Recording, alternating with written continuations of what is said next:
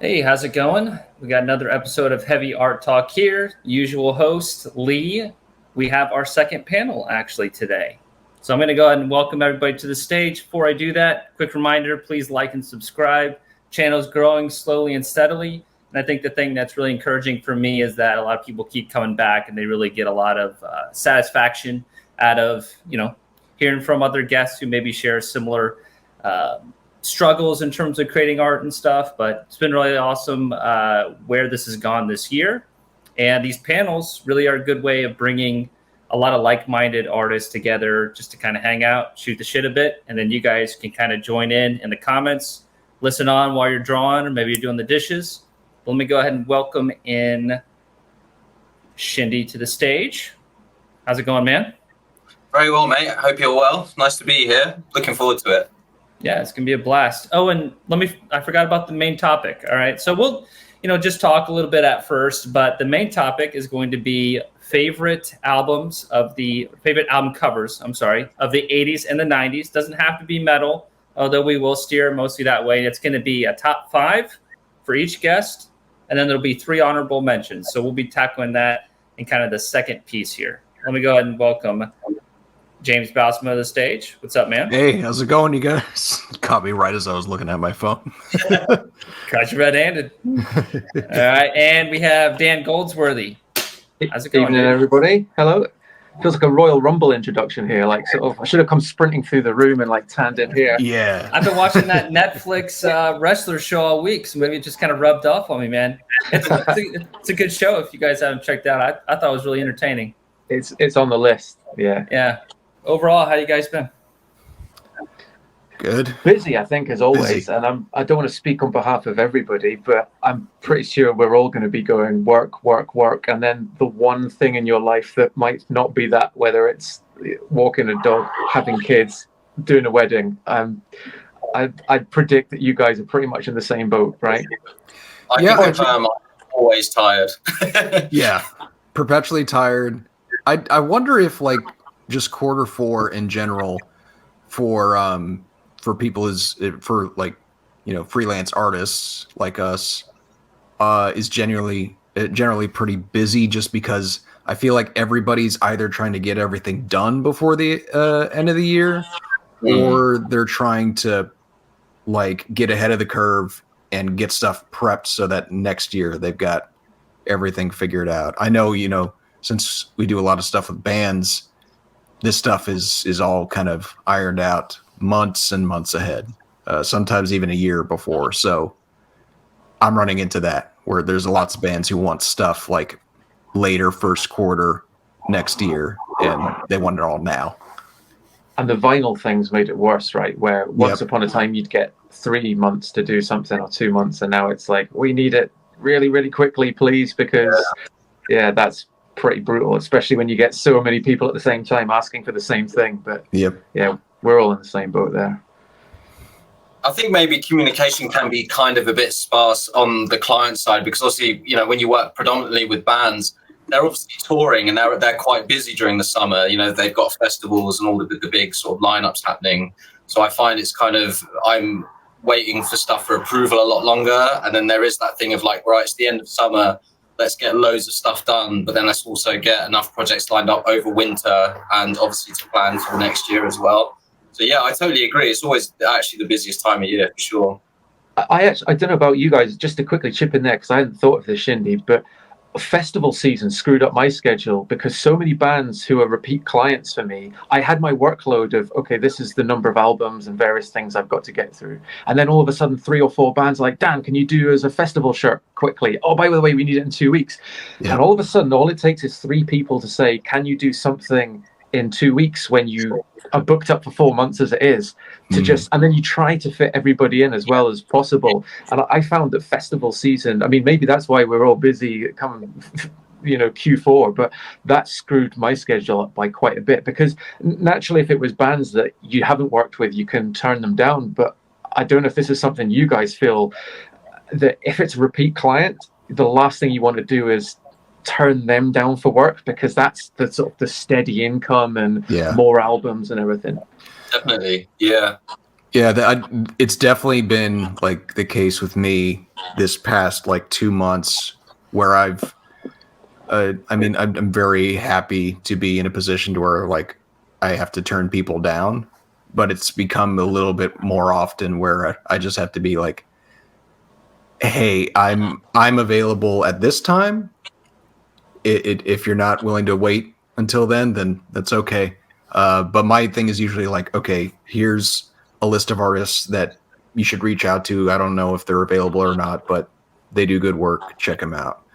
So I always try to like be like useful. I don't want to just leave them hanging, clients. But that as well. I tend to do that a lot as well. I'm never just like, oh, I can't do it, so see you later. I'm always like, oh, but if you really need it by this time, I know this really great artist, or even if it's like a small piece and I haven't got the time, I'm always happy to recommend other artists, because I know how tough it is out there, especially when you're starting out.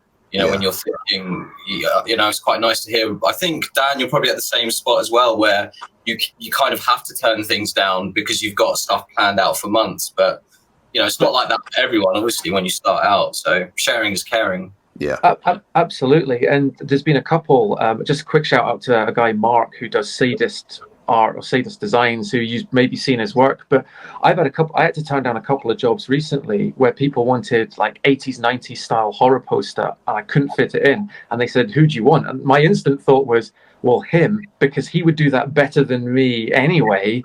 So it kind of feels like a double win that you can obviously, I mean, it's not that he's necessarily somebody that would need the work or anything, but you've probably put a client actually into the zone that they actually would be perfectly suited for as well, which is always super handy than just going, no, sorry, I can't do this for you, bye. Because I guess a lot of times people will reach out for you because they don't maybe know other artists or what have you, and they don't. I mean, we all know a lot of the players in the field, so we know the names. But if you're a smaller band, especially, you don't know who to go for or skill sets. It's like they might be like, oh, this person's a good artist, but they might not be the right one for their vision. Whereas you guys have probably a better way of matchmaking with that, Yeah, like I get requests for like logos off and on, and I've got to the point where I have to tell people like, I'm not a logo guy. Like I do graphic design for like my own stuff and everything, but I don't personally like to do other people's logos just because they're so like finicky and exact.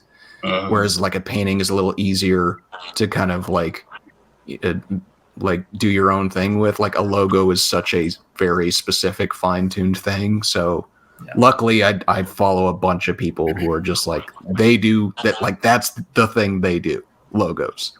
Do them. The thing with logos, I was the same. I started off doing that. When you start, you do tour posters, logos, whatever you can find, just to get the design name out there. But it is very precise. You can't. A lot of the times, you can't really sketch a really rough logo out for them to kind of visualize what the final product is. You kind of have to go the whole 9 yards for them to see it, and then say, "Oh, actually, can we then change this?" Which then it's just so much work. And yeah, I think it's easy for us to kind of, because we're so immersed in the industry and in different art styles, and we look at this stuff every day. It's easy for us to be like, oh, like different skill sets, they'd be really great for this. But for a band who they may not necessarily know tons of artists, like Lee was saying, they just need sometimes a bit of guidance and just a point in the right direction sometimes, which I'm happy to do. It's it's no skin off my nose. And I find logos to be the best or the worst things to design, because if you get it right first time off a sketch, you can do a logo really quickly. But if it's a client that's fiddly or wants loads of changes, it's dozens and dozens of hours of misery. And so if ever I'm asked to do designs, I kind of and they say, how much will it cost? That really is how long is a piece of string, isn't it? And it's like, well, is this going to take me 5 hours or is it going to take me 50 hours? I can't say. And this is why I think if somebody comes to you and goes, and if they want a bit more of a cliche design, like an old school death metal stuff, that's kind of easy or easier because it leans on influences. But people who want original designs that like, I want something that looks like nothing out there. It's like, how do you do that? The reason that's tricky is because if like billions of logos have been designed. So coming up with something new and good is the hardest. I find that harder than anything. You know? Especially when they don't have any reference as well. Like they're like, oh, I don't know, just do your thing. That's like the worst, especially with logos. Like there's thrash logos, black metal logos, you know, deathcore logos. They're all so different. There's so many variables. But that's the worst when they actually don't know what they want and they're just like, can you just sketch something out? I immediately just say, please just send me some examples of the kind of logo, or even just let me listen to your music, and then maybe then I can gauge what sort of vibe you're going for. Yeah, or like I find it very helpful to just like tell me what you don't want. What's a logo that style that you're just like, we do not want to be associated with this aesthetic or whatever, because then I could just be like, oh, okay, I'm gonna avoid that. That helps me concentrate the ideas a little bit better. Just while we're on this topic, just because I've never necessarily discussed this with other artists before, have you guys ever been in situations where, because you guys have got painterly artistic styles as well, it's not Photoshoppy work, it doesn't look photographic, if you know what I mean. So when bands come to you and they go, I want this logo, but then it's like a rendered looking affair, and you're trying really hard to persuade them to make it look a bit more like the cover that you want. For example, like, because I know James and my style is probably a little closer than Shindy's in terms of where you're going for, but we're still all, I suppose, illustrator styles. And I've had times before where people want these like metallic looking realistic renderings on an otherwise clearly old school painted cover, and it's just like, how do I nicely convince them that something flat and hand rendered would be the way to go? Do you guys come across that as well? I get that a lot for sure. Less is more, I find, with the logo, because you've got so many hues and values behind, you know, you want the logo to be really distinctive. So I find the most I do is maybe 3 different colors in a logo, and that's maybe just a very slight gradient, but even then I make sure it looks illustrative, if you know what I mean. So it's like a splatter rather than an actual really smooth like graphic gradient. No chrome effects. Same for the t-shirt, you know. That's the thing. I think that's a case where, like, the only band that I could think who they've made the big rendered logo work is Bolt Thrower. Like that, but that's the part of their identity. Like they've got that logo. But it's still artistic as opposed to CGI, if you know what I mean. It's a hand rendered old school logo versus being like Photoshoppy effects where you get textures that are super sharp and photographically high contrast, as opposed to being a painted logo. Because Bolt Thrower is basically, it's like fantasy stuff, isn't it? Super detailed, like fantasy logo. So it's still, I know what you mean about it being highly detailed, but it's like some though, right? It's 2D, but it's still got so much depth to it, but enough where, and they always leave a lot of space for it as well, because like you say, it's very much like a Warhammer cover. Like it's a very big part of their identity. What a sick band, by the way, just out there. I love them. It's great. No misses with Bolt Thrower. It's great to see American sort of, you know, artists kind of still recognize them as a British, really old metal band, and it still just stands the test of time. It's such a good choice. It does.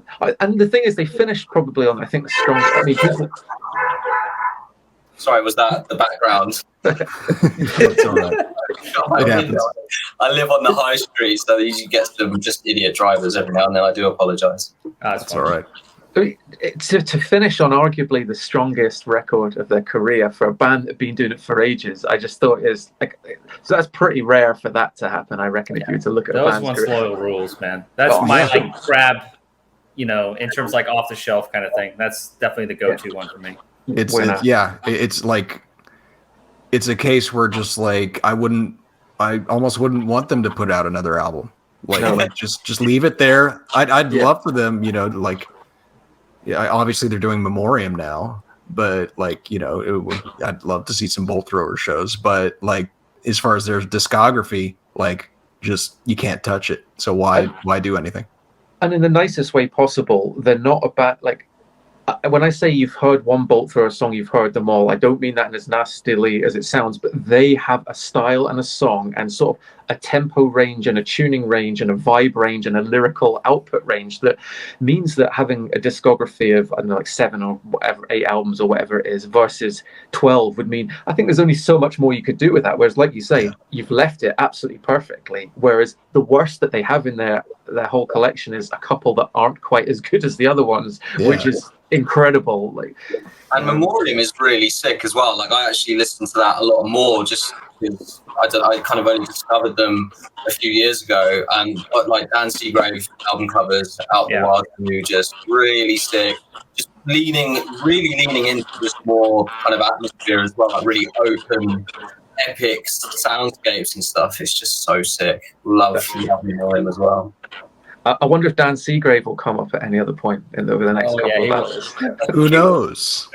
Talking about album covers? Exactly. Couldn't tell you. I didn't even know Memoriam were Bolt Thrower until, because I checked them out off the back of the covers, because you're like, sick, new Dan Seagrave artwork. Who's this? And it's like, oh, Carl or whatever from Bolt Thrower. So, again, that's another great example of if bands have cool album covers, you check them out, even if you don't necessarily know who or what they are, which I guess is why we're all doing what we're doing. Hell yeah. Sending you a note, Shindy, you might try to lower the computer audio that you're listening through. I think it might be doing like a little bit of a, not feedback, but something kind of similar to that. Who's that, me?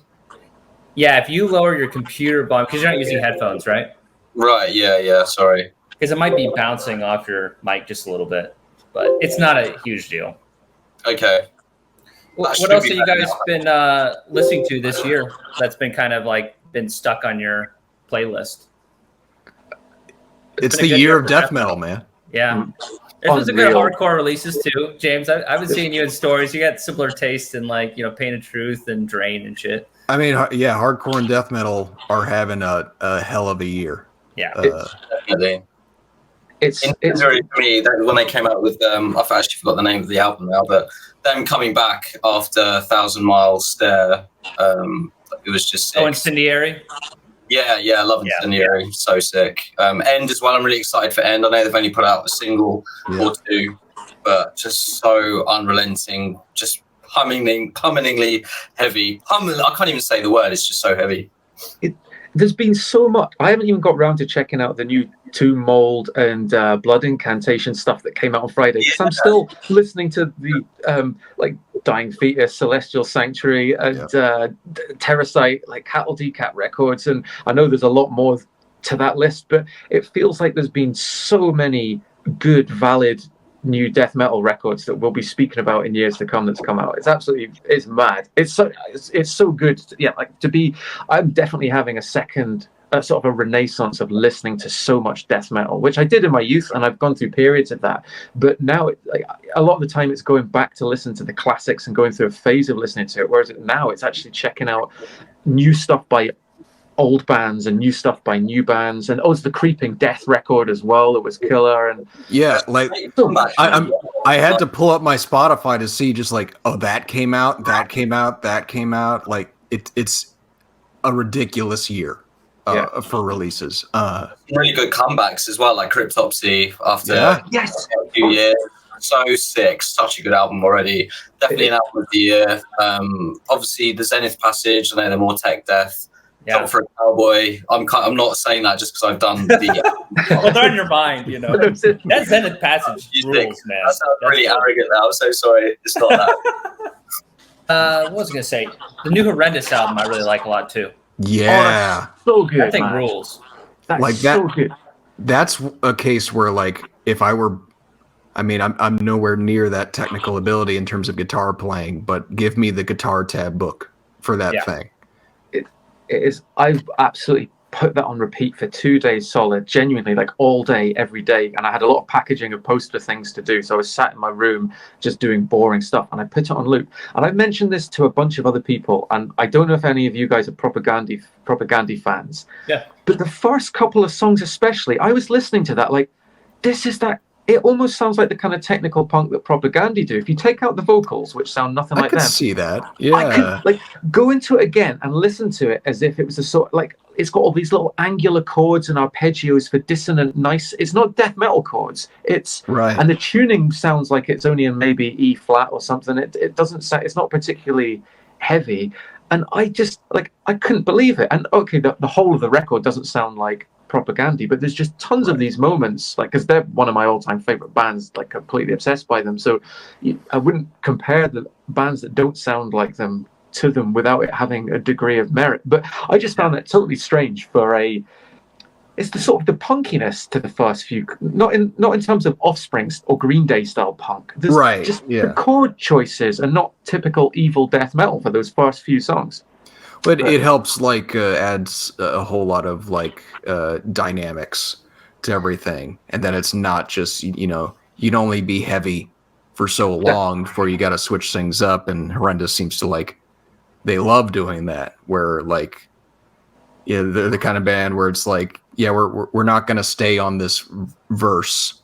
We're just going to keep doing something different, switching it up. It's not going to be a verse, chorus, verse, bridge sort of thing. So they have the ability to just like, here's a fun little section. We've got this riff. We'll play it for a little bit, on to the next thing.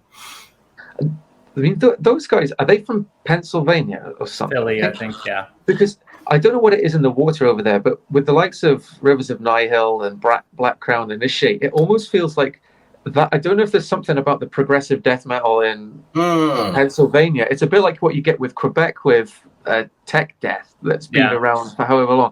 And I have no idea if that's just me picking three at random and noticing a trend that doesn't exist, but it really feels like if ever I check out, here's a new a progressive death metal band as opposed to a tech death metal band, which I separate quite distinctly. It's like prog death metal. It's like, it's from Pittsburgh, Philly, wherever. But I mean, I might have exhausted the list, and there might be only those three, and it's a terrible example. It definitely happens, though. You definitely get bands who have a specific sound, and they all seem to kind of come from a certain area, like there's something in the water, like you say. That's Texas right now. Yeah, like the old school thrashy, grindy sort of death metal bands. A lot of them are coming from Texas, and it's so sick. Frozen Soul, man, that it's stompy kind of quality, Yeah. Like the Texas bands, like there's obviously a lot of them very, very much power trip adjacent. It's just like some are more death metal, some are more hardcore. But they've got that like reverb in there. They've got those kind of like punky drums in there, but also like some simplistic breakdowns that like have a lot of groove to them. I was gonna say Texas has always had the groove back to like Pantera and Pissing Razors, and I guess that sort of being adjacent to the swamps, but not being. You've got that like because it's obviously southern. There's that hint of southern groove that's permeates the Texas stuff, which is awesome. I think for death metal because it doesn't just make something relentless all the time. It breaks it up with things that you can actually nod your head as opposed to just being battered by an oral assault. I think that's where we're at right now because like in terms of like the stuff that's like popping, I think it's stuff that people can kind of groove to, and that's why there's so much crossover with the hardcore and death metal scene right now, where like you can bring bands like Sanguisugabogg to a hardcore show and they're gonna kill it. Because those kids like just they just love that groove, and it's still got its like crazy blast beat stuff, but they hear that kind of snare going nuts on a groove for a couple seconds. Those kids are going to kill each other. For sure, it's good business too, man. It's just smart, Yeah, like it's just good business. And I know like people who are big music fans, they don't like to think about it from like a business perspective, but if you guys are all trying to make a living making art and they're trying to do the same thing, you got to think about those things. And like the hardcore death metal crossover, like it needs to happen. It needs to continue to happen because it's putting butts in seats, man. Yeah. I mean, I it's a very different time now where like, those mixed bills are kind of cool and people embrace them. Like I remember it was probably 2009, 2010. I went to I want to say it was like a Mastodon, High on Fire, and some other band were playing. but the opener was Converge. Those kids did not like Converge. They were just not having it. But like I had listened to them and really dug them, but I totally get on that bill where like the fans who were there were just like, "What is this? Get this out of here!"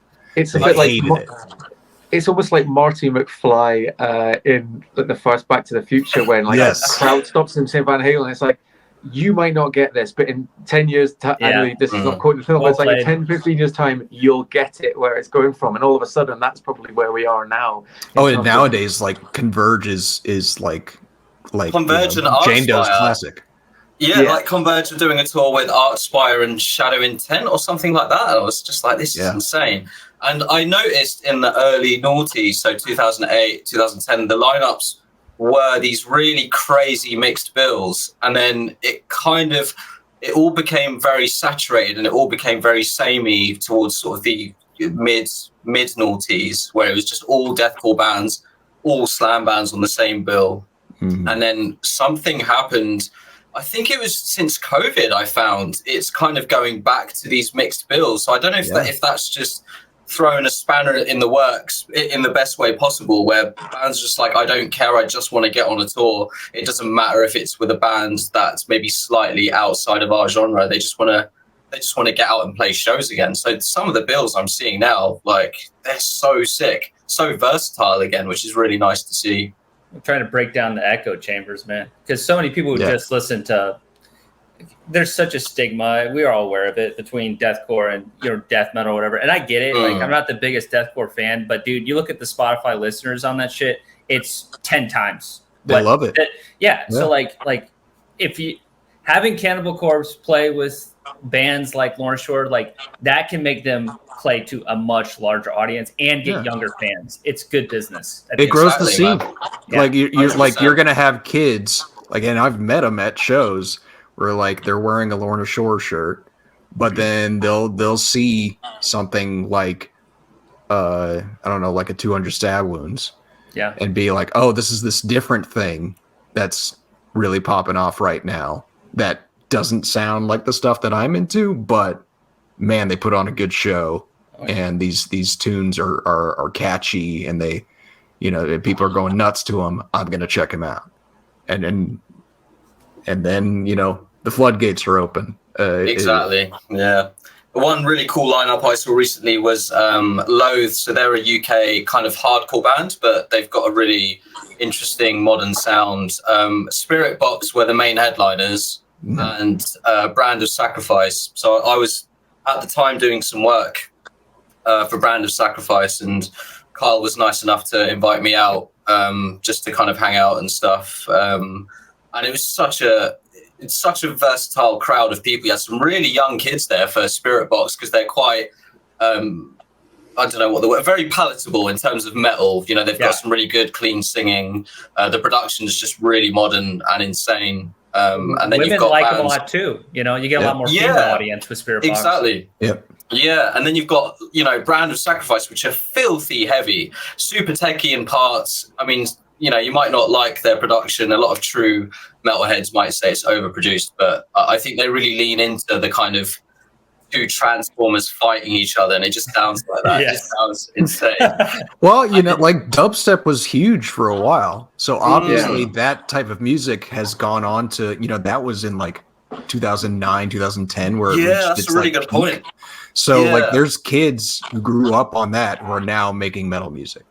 Exactly, and it works really well. I mean, I know it's not everyone has their own taste, and then you had Loathe, which were very, very anthemic and melodic at the same time, but they've got some really, really heavy hardcore songs as well, like baritone, super down-tuned guitars, very Deftonesy in parts as well. And it was just such a nice show, just where you didn't get fatigued at the end of the show, where it was just blast beats. I love that. I love blast beats. I love really filthy bands, but it was nice to have a variety. Again, I think it makes you like look forward to the next band, because it's not just the same thing over and over again. Like, okay, is it going to be another death metal band whose vocalist sounds the exact same and they're doing blast beats half the way through the song?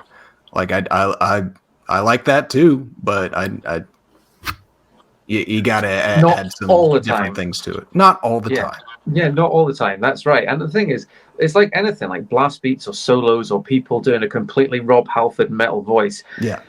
Or like pinched harmonics, there's loads of things where if you do them all the time, you kind of become fatigued and a bit bored by it. Whereas but if something is done a bit more sparsely, it's way more exciting. So when bands who don't always use blast beats all the time go into a blast section, or when somebody comes in with a shred, but there's only a brief one every second song versus like 5 minutes every song, it becomes more special and you look forward to it. And I think on a sort of wider sense, you've exactly nailed that. If you're listening to the same band 4 times in a row, I mean, unless you've got a really narrow field of what you actually enjoy, you're better to get a little bit of diversity. It doesn't necessarily have to mean you're mixing up complete opposite ends of the spectrum, but just something that gives you a bit of a change in dynamic is always, welcome. Especially at shows where, like, if you've got a bigger lineup and say you're off getting food or going to the bathroom or anything, and you hear something come on, you're like, whoa, what is that? That's the best feeling. Because they're like, ooh, okay, I wasn't planning for this. Let me go check it out. It pulls you in, right? Because like you say, you don't expect it. You know, when you know you've got 5 bands and it's all going to be just super techie, you've got that time to think, okay, I'm going to go to the merch stand or I'm going to go outside and have a drink and catch up with a friend. But when it is so diverse, you almost don't want to miss any of it because you just don't know what's going to happen. I love that, and it's nice to see more of that happen again. Yeah. No, it's a good time right now. We're being spoiled right now, I feel like, in terms of like just the extreme music scene. It's a good place to be. Definitely. That the next generation is liking metal as well. That's the key thing, I think. Yeah. So let's talk a little bit about art a little bit, and kind of around the table. It'll be similar to like the first panel for the audience here. But we're just going to kind of pull up some recent work that's been published, given the nature of the work that we all do. When we release something or we finish something, it's like a year before it gets released. So all these guys are probably working on some really cool shit right now that we're just not going to be able to see. But I wanted to kind of, highlight some stuff that's maybe changed for each guest since, the interview that we had. So let me pull this up here. And Dan, is your video good? I hope so. Yeah. Oh, I can't see anything you're showing, but I know what you're going to show. So no, you'll be good. It's doing the choppy thing every once in a while, but it's really. But you sound good. Yeah, the audio is good. Right. That's the most important thing. But Dan, I guess beyond just this piece and the other one I'm going to show, like how have things been in your world? You mentioned you've been pretty busy. Well, yeah, you've nailed it on the head here, and that I completed these a long time ago. This one was like done before Christmas, I think, or around the start of the year. Wow. And the other one is probably, maybe a year ago. So, and I'm sitting on tons of exciting things that are either completed or in the process of doing it, which maybe we'll chat about in a little bit. But I let you keep these on both the pieces that you're going to show here, Lee, because both of them were actually a massive struggle for me, and I almost thought in some ways it's more important to talk about that than just go, here's my best pieces that I've done recently. And in both cases, I'm not in love with them myself. The clients were fine, by the way. The clients were really patient, and they were really good to work with, so it's nothing on them or the band themselves. But this one that you brought up here, they were quite specific in what they wanted, which was basically a slaughterhouse. The brief was a slaughterhouse with a whole bunch of people voluntarily walking towards their own death, effectively, with a big shining light of a door. And they said they wanted that mascot in it, which is like the eye in the sky, contrary to people saying cause of death by obituary. That was their mascot from but the first sketch that I turned in, they didn't like, and rightly so, because just thinking back, I was never happy with it, but I was working through something that I thought they wanted rather than what I thought was actually very good myself. Yeah. But rather than kind of just go, this is not very good and it's not working, I've just persevered. And when I eventually submitted let's say a quarter finished cover to them, they were like, this is not what we were hoping for. And that doesn't happen to me too often, but when it does, I mean, it's kind of soul crushing because you've tried your hardest. But I'm glad that I kind of listened to them. I said, well, basically what I had, it looked like a bunch of people walking to a factory, because it's a slaughterhouse. The concept of a slaughterhouse is way more grisly than the reality of an external slaughterhouse. It just looks like a factory or a warehouse. Yeah, you have to see what's going on inside in order to see how horrible it is. Exactly, and the premise of this was an external thing. So basically, like I say, it just looked like people walking over a bridge over a lake to a factory on their way to work, which it just wasn't great. So we reassessed it, and I was like, well, how about we do something a little bit more in the Dan Seagrave style of non-realistic alien world landscape, where it doesn't necessarily make sense because it's a sort of living, breathing, slightly Lovecrafty bunch of buildings where you can take your own, something like that. So I think I'm all right with the way that it finished up. But you know, when you've almost you've spent twice as long on something, or at least 1.5 times as long on something, and you've already had that bit of heartbreak again on me rather than anybody else. It's always difficult how to see a project at the end. It's so weird. Like, we've got these very specific relationships with pieces where it's not just the finished piece, it's the actual process that it took to get there. The journey, and you know, people just see the final piece, they're like, oh, that looks cool, but they don't know that, like, who knows, like, oh, you think, oh, when I was painting that eye, I had a stomach virus, or this is the 10th version of this thing and I was sick of painting it at this point, or like we had completely different color scheme and we went with this last minute. Like, you never know. Well, that's it. And this one got a full 180, apart from the eye, which was the one constant, because that was their mascot. It's appeared in all their works before that I hadn't done any work on. You've got that. But I don't know, again, about you guys, when I get to the end of a piece, I always think, I'm so fatigued by this, I don't know if it's good or not. But at some stage, if you enjoyed it and were really stoked by it at the start, you kind of figure that if I liked it at that point, but then worked on it for 50, 60 hours, therefore you just got to trust that it's all right. I didn't have that with this one, because the start of it, I was sort of a bit on the miserable side. So therefore, when I finished it, you've got the fatigue of not knowing if it's any good or not. But you don't have that point in your life where you went, oh, I was super happy with this, and when it looked shitty after like 5 hours, so therefore, you know, I'm sure it'll be okay. So I thought it was probably worth speaking about that side of things through this chat, rather than just here's my favorite bits of selected work, really. Yeah, people don't realize that, like, artists don't love everything they do. You know? No. Like, not saying that that's how you feel about this. I'm just saying that like, you know, you can't like everything that you do. I mean, otherwise you'd give up, wouldn't you? You wouldn't be wanting to strive to become better. Yeah, everyone is a learning experience, and some of them you personally really like in terms of, like, I think my execution was great, or I think this just works as an overall piece of design. But there's plenty of ones where it's just like the client really liked this. A lot of this was their ideas. I would have done a lot of different stuff, but this is what they wanted. Yep. It's a gig, you know.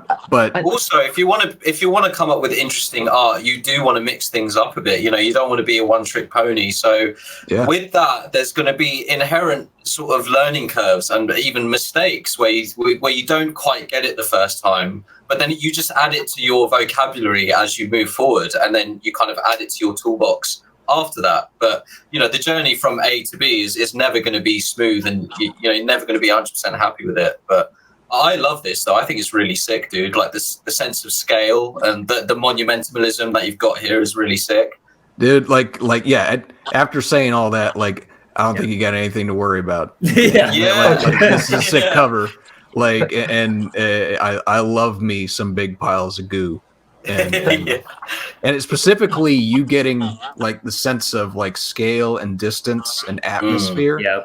That's something that I always struggle with. So, like, seeing when people are able to do it and feel like, oh, this goes way far back, and you could feel, like, this sense of atmosphere in it, like that, dude. you the killed it. silhouette in the front contrasted with that part in the back. Like, it's a really bold decision making the silhouette in the front, because it'd be so tempting to make it look like the middle tower where it's more, you know, rendered and stuff. But you doing that really makes it easy to read, man. Very smart decision. Definitely, and the fog in between as well, the mist that just kind of goes in between and just gives you the sense of the background, middle ground, and foreground. Is just so nicely done. Like, I absolutely love it. But again, it's easy for us to look at it and be like, yeah, that's really sick, because you always agonize over your own stuff way more than anyone else will. So yeah. And it's really nice to hear you guys say that, obviously, because I trust your opinions more than my own. And also what James was touching on, it was really cool to hear, because when I met up with Shindy, when I was on holiday a while back, you were mentioning that about some of my stuff, where the depth and the fog, which isn't something I ever really think about my own work, because all I see is the flaws and the bits where you could improve. And I've never thought my composition is particularly a strong point, but use of bright colors, for example, is. But you don't necessarily think of things like the depth in a piece as being, it's just there, rather than something you thought, oh, here's a strong point and let's focus in on that. It just so happens to have worked. Whereas like a mutual friend of ours, Giannis, who does Remedy art design, his composition always blows me away with. Oh, so sick, yeah. But, and he nails that. And what I find is, so sometimes when you see other people's work, you're like, oh my God, they're so strong at such and such a thing, and that I don't necessarily have. So it's always nice when you hear other people mention about your own work, something that you'd never even really considered was a strength, because it's not something that they necessarily always do in their own work, for example. So this is why all these sort of things, these kind of discussions are really useful, I think, to make you realize as well that you're not just the sum of your flaws, which we always see the worst bits of our own stuff. That's all us artists can immediately, like, I'm sure the rest of you have had the issue of, like, somebody gives you a compliment on something and you immediately want to be like, yeah, but this part is shitty. Yeah. It's like, just take the compliment. That's okay. Yeah, definitely.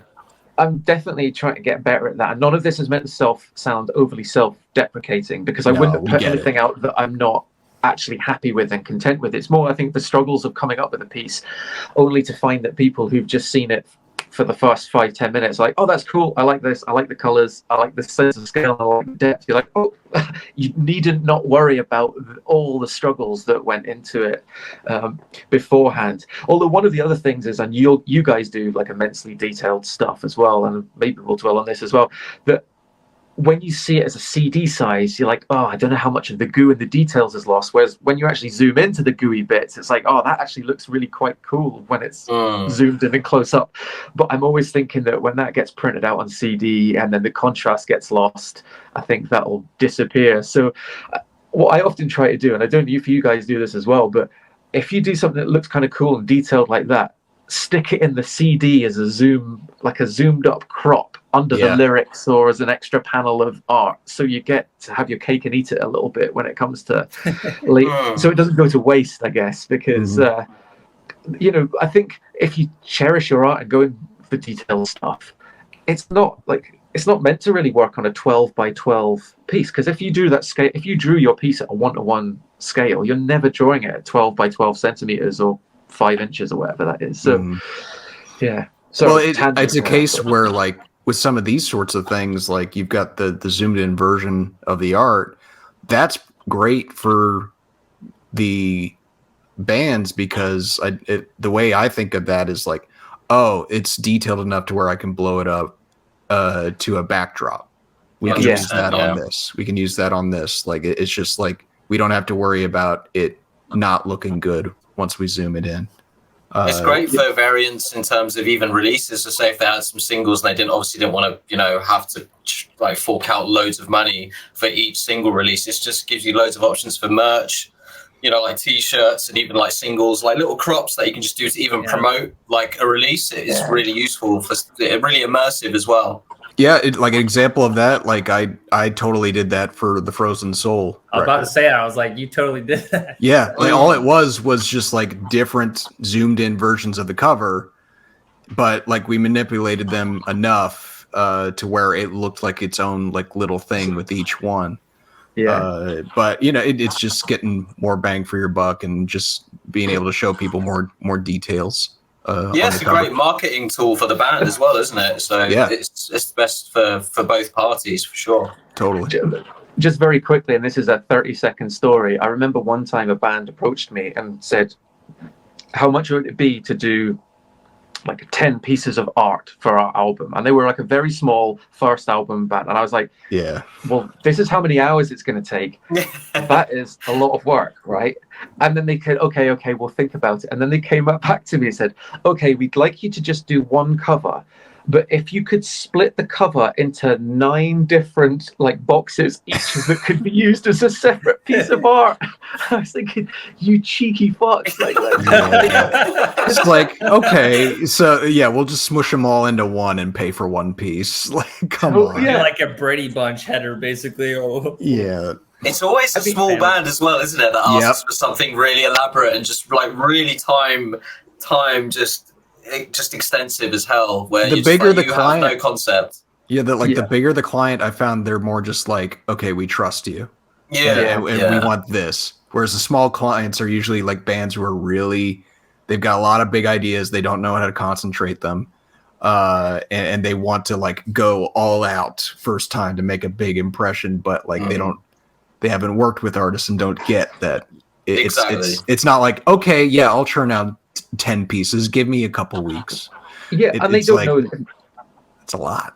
You can't blame them either, like, because if they're genuinely ignorant and they have no experience, then you can't really be angry at them. But sometimes you kind of just have to say, this is really unrealistic, like I will have to charge thousands for something like that. Like, do you want to churn out 10 records? That's kind of what you're asking. Exactly. That's pretty much what he said. And the thing is as well, it's like, it's for an inlay book, like, because they obviously had big ideas and like all the songs relate to these different concepts, and that's cool. But like, nobody apart from your small band will be interested in this, because even for big bands, apart from the total nerd fans in the nicest way possible who care about the lore and all of the different bits, your casual fan of of a band that sells 100,000 albums, most of them aren't going through. They're not buying the CD. Never mind going through the CD booklet, and it's only it's only the very small super fans do. So I mean, I try to combine that these days by doing Easter eggs in covers, because it means you get to do the stuff that appeals to the kind of the people who are super into the bands, and they can have close-ups without having to do dozens of pieces that makes it unaffordable. Which actually brings us very conveniently onto this bit, because this is one of the few other times when I was actually asked to do a cover that could be a backdrop scale, but also have 3 covers within a cover. And this wasn't the one I was referring to at all. And I was totally cool with it, but they basically were like, well, it doesn't have to all be detailed, but they said, could we have it 1.5 width or whatever, and 3 different points of interest so we can use it for singles. And that's cool, because I'm fine with that, because you'd have to put some point of detail in a cover anyway, so it's just choosing what it is. But sorry, I've got the mic here, so I'll speak about this one. But this was another super hard one for me. That I was an architect for 13 years before I'm working as an artist part-time for most of that. I really struggle with architecture within art, whether it's the externals of a building or the internals of a building. And it just feels like the vast majority of artists that I know who will design all these crazy sort of buildings have a far greater degree of creativity, I find, than myself. And I can only put this down to the fact that I've worked within the degrees of sad reality when it comes to buildings for so long that stuff has to like exist in boxes and be realistic as I found much. So do you find you're like too regimented in that sense then, in a way where you can't be expressive within a landscape or within a building? Definitely within building stuff, whether it's the externals or the internals, because the point of you going, well, I know how a building should roughly be built, and I can't imagine it to be as like inventive as all these concept artists or people who come up with crazy looking buildings that don't really make sense but make are far more enjoyable from a viewer's point of view. And internally, and it's like internally as well, like doing like detailing complex perspectives of intricate cornicing. Not that this really has it, is a nightmare. And I Well, find it's got the worm's eye view, dude. That's difficult to get right. Yeah, that's definitely. very difficult to get right. Yes, so they're just, those are sort of struggles that you kind of go, you know, you've been asked to do something, so you know what you've got to do, but you're almost this with buildings. There's a degree of regiment about it, whereas it's a bit easier to make things non-copied because every little element can look a bit different. But when you have things like windowsills that have to line through and repetitions of building details that have to look the same from one to the next, I always think, oh, I really struggle with them. I prefer it to just look a bit more chaotic and random. But also with this one, I was asked to go a bit grittier and painterly and a bit rougher and rawer, and it is a little bit, but at the same time, you can only deviate from what feels comfortable to yourself within reason. Because this is a power metal cover. Not that you'd think of it by looking at it, but the first thing that I did was a lot cleaner, more fantasy dragons and stuff that's a lot sharper and more detailed and just clean. Whereas this time round, they wanted something a little bit more painterly and rougher. And sometimes you can. Details can often be a bit of a comfort for you because you know that I don't know about you, but I find it easier to paint something and look a bit detailed and realistic as opposed to expressive with a single brushstroke and have that one brushstroke say I'm very everything. much the same. Totally. Yeah. And so, like, Cantor is obviously one of the guys who's amazing for that, where you think his work is supremely detailed because it looks like it is until you zoom on it close up and you realize that there's actually way less brushstrokes involved than you actually think, which is stuff is so messy up close, but intentionally so. A lot of it is texture more than anything. Yeah. And very texture and value driven. You know, when you zoom out, you can really see where the light hits things, and everything has its place. Very distinctive. Yeah. Totally. That's which is an incredible skill, and it's not something that I necessarily gravitate towards. So when I'm asked to do something a little bit more painterly, I always think, you know, I've worked in a certain way for however many years. It's you can only veer off so much from that path. But you nailed it though, man. Like this is giving like King Diamond cover vibes right here. Totally. Like it's great. I'm curious, like, because I can't recall like the like cover. But is it like, did you plan on, is it split like right where that pillar is in between the two windows? It's pretty much from the edge of, so you cut off the girl on the left, so and you probably cut the front corpse halfway through his head. So it's, you cut off about an inch from the right, and then you cut off maybe 3 or 4 inches from the left, if you see what I mean. So it's not, it's basically the edge of that left window to halfway through the bottom right corpse's head is the square. And then it's the full height. That's the cover. And then you've got like the negative space above the main figure for the logo and everything. For the logo, that's right. Which fortunately I didn't have to do too much detailing in that area on a ceiling, just to allow for logos. Can sometimes be a blessing on a piece of art, right? Oh yeah, where sometimes you're just like, well, I didn't know what to put here anyways, so I'm glad the logo's going there. That's it. And one you'll often get from bands and is, I don't know about you again, but I very rarely paint the entire background behind items in the foreground. But people assume that because we work digitally, everything is done on its own separate layer, and I'd have spent ages painting the building behind all those characters. This band didn't, so that's not for them. This is just in general. Like, I've been asked so many times where, like, let's say you've done a cover and then 70% of it is taken up by a figure, and somebody says, hey man, can we just use the whole of that background as a back cover but take the figure away? as if you've actually... I get it all the time. Done it. For animated videos especially, they want everything to have their separate place. So I painted a piece recently and I counted, there's easily maybe 120 bodies, right, in this really big sort of maelstrom of a cover, and the band were like, "Oh, so are each of those on a separate layer?" I was like, "No, dude, that would be insane!" Like, and they were thinking of like joints so they could move arms and hands and stuff, and I was like, "No, dude, I just painted that together." But it's actually, sorry to go off on a tangent, Dan, but it's easier for me to actually paint everything like that and then cut it out separately afterwards, and then animate it, and then I can kind of just bash together the background behind it afterwards. It's funny with digital stuff, like that might be something that's fun as artists to show followers and stuff, and just like, hey, if I click off 2 layers, this is what the piece looks like. Yeah, and it's just a mess and it doesn't look right. Yeah. And I try to use a lot less layers these days anyway. And if I do it, I do a work on a new layer, not because it's a new element, but more like a new layer, like here's today's work. And then once I'm happy with it, I'll flatten it down, because I generally find that if you're working on everything and it's all a bunch of different layers, it hasn't blended quite in together because the edges are hard or what have you. Yeah. So I've definitely found that I try to approach, over the years, I've approached things more like a traditional painting to try and give the effect of a real painting.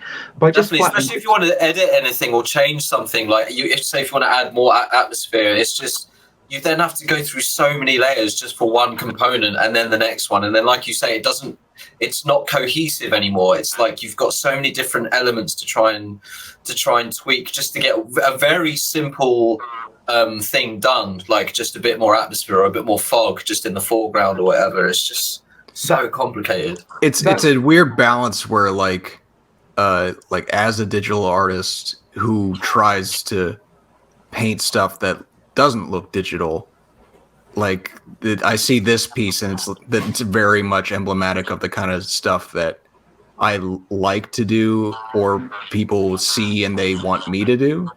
And it's like I think it nails it, but like the problem with that sometimes is that like the messiness of working on an actual painting is sometimes a little hard to replicate on the computer, because it's all about like, well, yeah, edges aren't as sharp because, you know, if it's on an actual like painted surface, it's just one layer, and so like sometimes it's a little tricky just getting that across exactly right. But it's a very specific thing. Like I think usually like I could see it in this piece a whole lot where like it's like edges of characters are softer instead of being super hard edged sometimes with digital work. It's like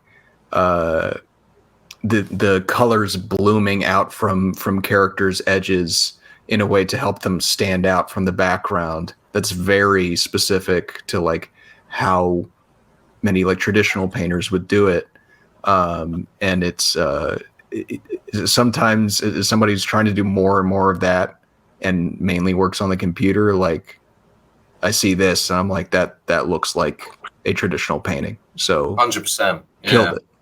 Cool, thanks. Well, that's the goal, really. Is well, it's not that's not the goal for everybody, but right. I think it's the goal for what I try to do, having grown up. Because obviously, the premise of this is going to be speaking about 80s and 90s covers, where all of that was done traditionally. We're all, I say, about the same age. That's being very generous to myself, who's got a good few years on a couple of you guys. But we're of the same generation and upbringing. I think where we've grown up on so many of the favorite covers. So they're what I would try and my love for them is what I am trying to replicate with my work, rather than it necessarily being a digital yay or nay or anything. It's not about that. Right. It's more about what the end product is wanting to look like.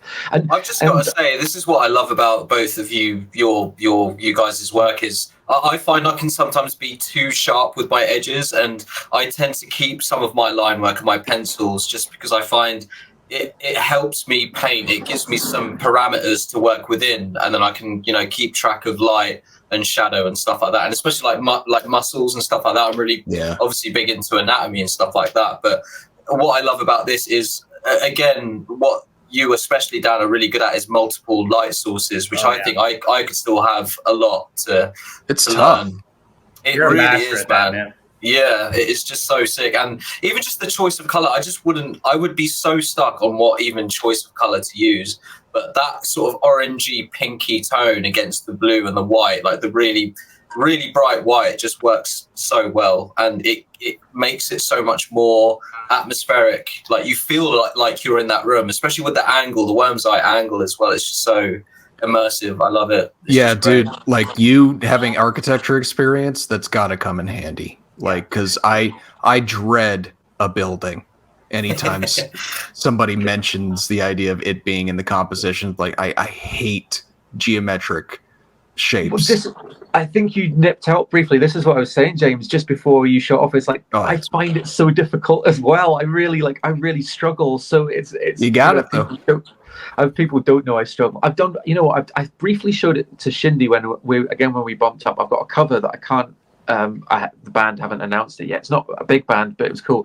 It was probably the first time I did a building externally where I was like, yes, I'm happy with that. I'm happy with the light source and the form and everything else. Amazing. Just because it's amazing.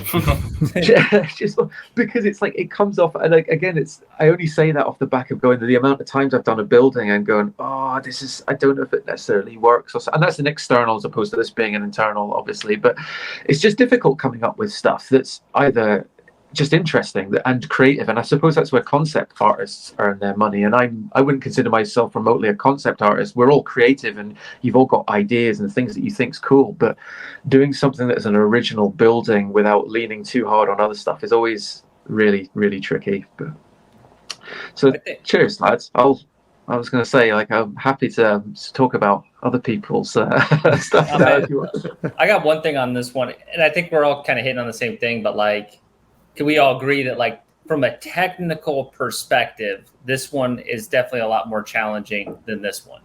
Like, I think this one's really cool, but I know that I'd be shaking my boots trying to figure out all the problems that this one causes to fix. Yeah. You've got 5 characters. You've got it inside a room. You've got lighting coming from the outside, and you still have a focal character, and they're not like up front and center.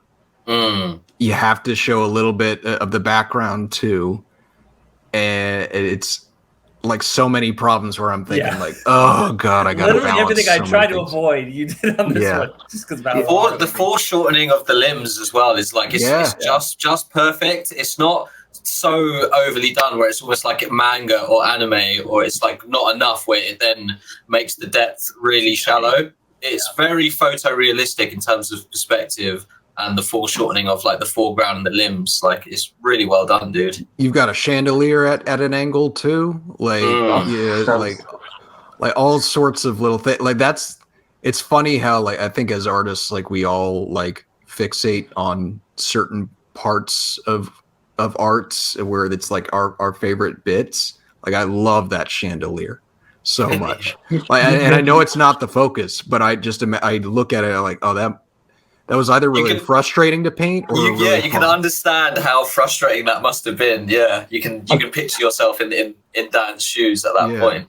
A bit of both. I think for that, I found I was going through Google looking for some inspiration and references, and typically if you're looking for like if you design something and then you have to then paint it properly, you don't often get references that are from the angles that you want, especially for people and what have you. I'm pretty sure I found a fairly solid, roughly within that sort of proximity of the right angle for a chandelier, and it was a massive weight off because it's just too difficult to process where all the bits would sort of would come out, because obviously it's unlike humans where you can't make up humans totally, but you can be a little bit flexible here and there. But with something that's just rigid like a chandelier, technical. Like it's technical drawing. You need that. And like if you're drawing, Shindy obviously will speak about this when it comes onto your bit because it's got real people in it. But when you're doing somebody that actually exists, but you don't have that face of them online looking from the angle that it is, that can be so brutal. And obviously, like, because obviously we all use references for certain bits and bobs, especially if it's the likeness of actors, because you can't just picture what XYZ looks like. But definitely for things like windows, and if you're trying to do something that was Gothic or whatever, or Romanesque, whatever this era was, then it kind of helps if you've got something to lean on there. And I think the chandelier, coming back to that, was I found at least something that was approximately what I want to give as a bit of a help out, thankfully. Otherwise there'd have been no chandelier, it'd have been a light bulb fizzling out. But it fills up the space like so well, like, and it adds like, I think, a bit of story context, even if it's not specific. Like the difference between having a light bulb that's out there and a dusty chandelier gives me way more context as to what kind of place this is and what kind of even music is potentially in the cover. And time specific as well. Like, you know, if it had just a light bulb, it could be transported into, you know, maybe the 90s or something, you know, like obviously apart from the main characters, the way he's dressed. But yeah, that chandelier adding to the classical architecture just adds to the whole concept in a really great way.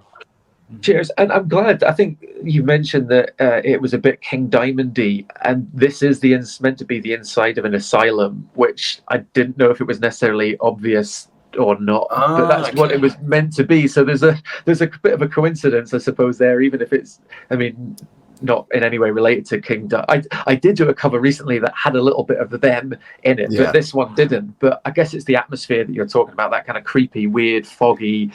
Yeah, foggy, the blues of it, you know, like just the way that the colors are treated feels like that era of artwork. Yeah, and just very, very quickly touching back, the other cover was just kind of made up. Like, you kind of just blag stuff because it doesn't really exist in. And I think that was the nicest thing about, say, doing that cover, was the freedom that you get when you're doing a landscape and you don't have to make it realistically. Sometimes you can just blag things because it doesn't really as long as it looks quite interesting and fun, it doesn't have to look realistic. But like you say, it is a lot easier to do stuff that like, I know Shindy as well, like, is phenomenal at the anatomy, and sometimes I have to work hard at that. And sometimes when I make up anatomy, you're like, why doesn't this look right? And I know the Corpse Grinder one was like that, when I changed the anatomy halfway through and somebody pointed out, it's like, that left arm looks weird, and I'm like, I know, but I didn't use a reference. I made it up after changing it, and I kind of wish I'd have just got a photo of myself taken to see how, like, an elbow looks like when it's held like that. And you know, when it works so well though, you killed it. It's so sick, that cover. I love that one. Corpse Grinder defies the laws of anatomy, dude. Exactly. Yeah. It almost has to be just ridiculously cartoony because it's Corpse Grinder. Do you know what I mean? Well, that's why, like I'm sure, like, I've done this plenty of times where when something's not working, it's usually because I didn't shoot reference from the very beginning. Especially, you know, with figures, where it's like, and then as soon as I do shoot a reference and then start working from that, it always looks better. Yeah, absolutely. It's one of those annoying things where you don't want to cut out that first stage. And sometimes if you get too excited, because it's tiring and boring sometimes looking through endless things to help, or taking photos of yourself, or asking your missus to do that. And so if you can bypass it and blag it, then it's great. But then you do reach those stumbling blocks a bit late in the game. Yeah. Well, let's make Shindy uncomfortable. There we go. All right, my man. I'm gonna talk a little bit about this.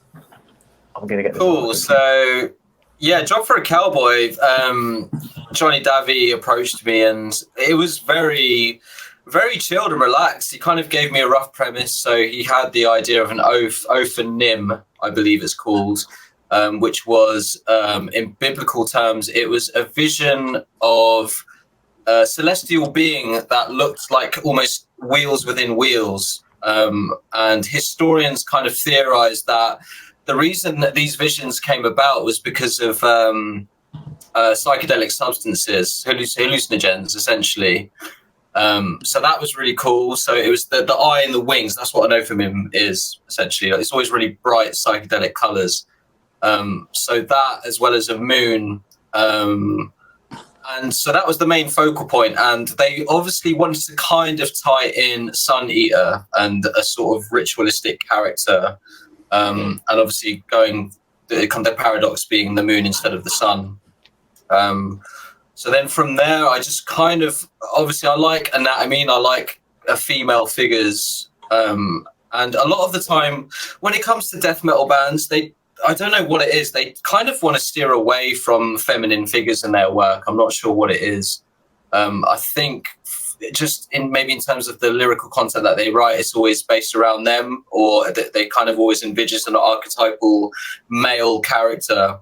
So then having a female, beautiful kind of character just isn't the vibe they're going for, which I totally get. But it was nice here where I could kind of almost treat it like a personal piece. I mean, this is something that I would totally just, want to paint for myself. All my personal work has female figures and it's kind of got an Art Nouveau sort of feel to it. Yeah, definitely with the slight plumpness to the girl, not like, do you know what I mean? As in, it's not that cliched size 0 model. It's got that, like that Art Nouveau style figure, which is really quite cool and interesting. And you can totally see your classical influence, because almost everything you do figure wise has that. It could be a Greek sculpture or a Roman sculpture. Yeah. Thanks, man. That's the goal. That's really the best compliment I could get, because I definitely don't want any of my sort of female characters to look like they're maybe from a current era. I definitely want to go for that classical look where, it's all about body positivity, right? Like no one has to be super skinny. No one has to have like massive boobs to be beautiful. They can have many different types of figures to be beautiful. It's all about the emotion and the pose. That's what I want the whole emphasis to be on. Definitely. Yeah, I was going to say, it's that sort of degree of by realism, I don't mean like photorealistic painting, but there's a degree of actually how people look, which I think in the eras of times gone by, we didn't have that like hyperreal thing that everyone, like Street Fighter, where dudes have massive muscles, girls have massive breasts and like waist that size. It's the human form was a bit more realistic. I'm saying those Greek statues were based on humans. The dudes must have been pretty ripped back then, but it was not bodybuilder ripped, or it wasn't exactly cartoonish, was it? It was within the realms of what a human could look like. It's a sense of flow always too with those classical figures as well. And Shindy, you capture that so well, like getting that pose just right so it flows, and like the torso and midsection kind of leaning back just a little bit. You feel that weight, in that figure. So well done there. Thanks so much, dude. Yeah, that was so. For this, I didn't use any reference. I mean, I'm not trying to sound like I'm really sick, but I try not to use reference because sometimes it can kind of almost restrict you a lot. And like almost like Dan was saying as well, sometimes you just won't get the perfect reference photo where you can see all the different angles and all the different pieces of muscle and face angles. Sometimes you've got to mix things up a bit. But the essential premise was her to be pulled up by the moon, so I just kind of wanted to have these weird contorted sort of hands just to add to the emotion of it. I'm pretty stoked with how that came out. It was really cool, and even with the background, I wanted it to look painterly, but I also wanted it to look like there was something flowing out of the moon, like radial sort of flow or magic or something like that, just to add to the psychedelic vibe. But I didn't want it to be super on the nose in terms of psychedelic colors, where it's very pulpy, sort of blues, oranges, yellows, all that sort of stuff. No, dude, it's so the line work is so important to why this piece works. And like if you did something that was overly painterly, I almost feel like it wouldn't fit with the aesthetic of the rest of the piece. Like your style is so specific and so like dependent on that strong line work and strong sense of motion that like I like how much that it's just like flowing brush strokes that you've got going back there, because it all like informs the style that you've got everywhere else. It's great. Yeah, it's such a recognizable style, like Shindy's way of rendering, because like you say, everything's deliberate line strokes so that it doesn't have, it's not the way that you'd paint in terms of by putting paint on a canvas and smushing it around, but it's painterly in the way that everything has got a really cool purpose, and there's always such a flow of where all the lines go, if you see what I mean, which is super impressive, because certainly my style is more like blob stuff down and then like keep going around and around to push it in a position, and you couldn't do anything that's this intentional in that manner. Everything has to be so deliberate, and it does mean that it means that materials are always super impressive the way that you do them as well, like the folds and everything always looks realistic. Again, that's something where I don't look at references for how a suit fold should look a lot of the time, and then I go, it doesn't look quite right, but it's good enough. Whereas your stuff always, either you're just naturally better at doing it and have an idea of how materials work, but there's always control to where everything should be, which I'm always a massive fan of that. You said you didn't shoot reference for this. Like, it totally looks like you did. Like, it looks very much like, okay, somebody posed for that. And that's crazy. Thanks, man. I really appreciate that. Yeah. I mean, I've spent countless hours just looking at folds of, like drapery and stuff. Yeah. Like, I've got a whole mood board on Pinterest where it was literally just cloth, just draped on a chair or something. And it's just understanding that, usually stuff like folds in fabric, it actually does have a flow. It's not as random as you might think. So say if you stretch out your arm, you've got an anchor point here and an anchor point here on the bottom of your elbow. So generally speaking, it will all sort of flow from one point to the next. And then in between, you can kind of be a bit more expressive. And again, even with this piece, obviously I wanted it to be like there's wind underneath her, or like, the wind is just kind of flowing in all sorts of different directions. So in a way, it was easy to be expressive and have it flow outwards from the hood, because again, the hood would be like an anchor point, right? And then there'd be wind coming from like downwards and upwards around like the sleeves and everything as well. Yeah, thanks, man. I'm blown away by the compliments. But also, this is another thing where I look at sometimes, and I think I probably would do it more painterly. But as I was going through it, and as there is quite a few components in this piece, I think it had to be sharp and it had to be very distinctive in terms of edges. Well, I also think, like, in terms of like a band trying to turn their cover into, say, something like a T-shirt, I feel like this makes it a lot easier for them to be like, okay, we've got like very defined blacks with the line work that we can use as far as like somebody who would be like a separator for shirt printing. Whereas like me and Dan's stuff is a little harder because it's way more painterly and it's got like a lot less like very specific edge work that could be like the base black for pieces and everything, or they just have to use a lot more colors. Whereas this has got a more like almost a watercolor approach, to where like if you made this thing like just black a color and the whites, like it would translate perfectly because everything's so well defined. Thanks, dude. I see what you mean. I did intend for it to have a design quality, in a sense, where you have these different components, but they are all separate, but they all flow and fit together in a certain way. So it was very like, I mean, the thing that came in afterwards was the angular gold leaf sort of like lines that come from the eye and come down. That was for me to kind of then figure out the merch afterwards. And then I figured, obviously, I've got to have some continuity and have it into the cover as well. But then it did actually make it quite easy. So I had the main female character on a separate layer, and like the flowers and stuff like that. And then obviously the moon behind.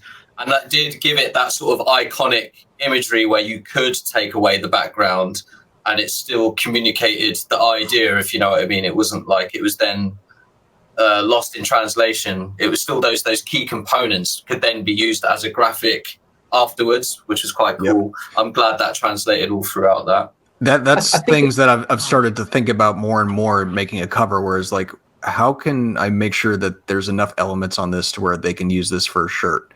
They could even use like this part for like some of the insert art, or even the labels on the vinyl, and any like individual thing that could potentially be repurposed for something else.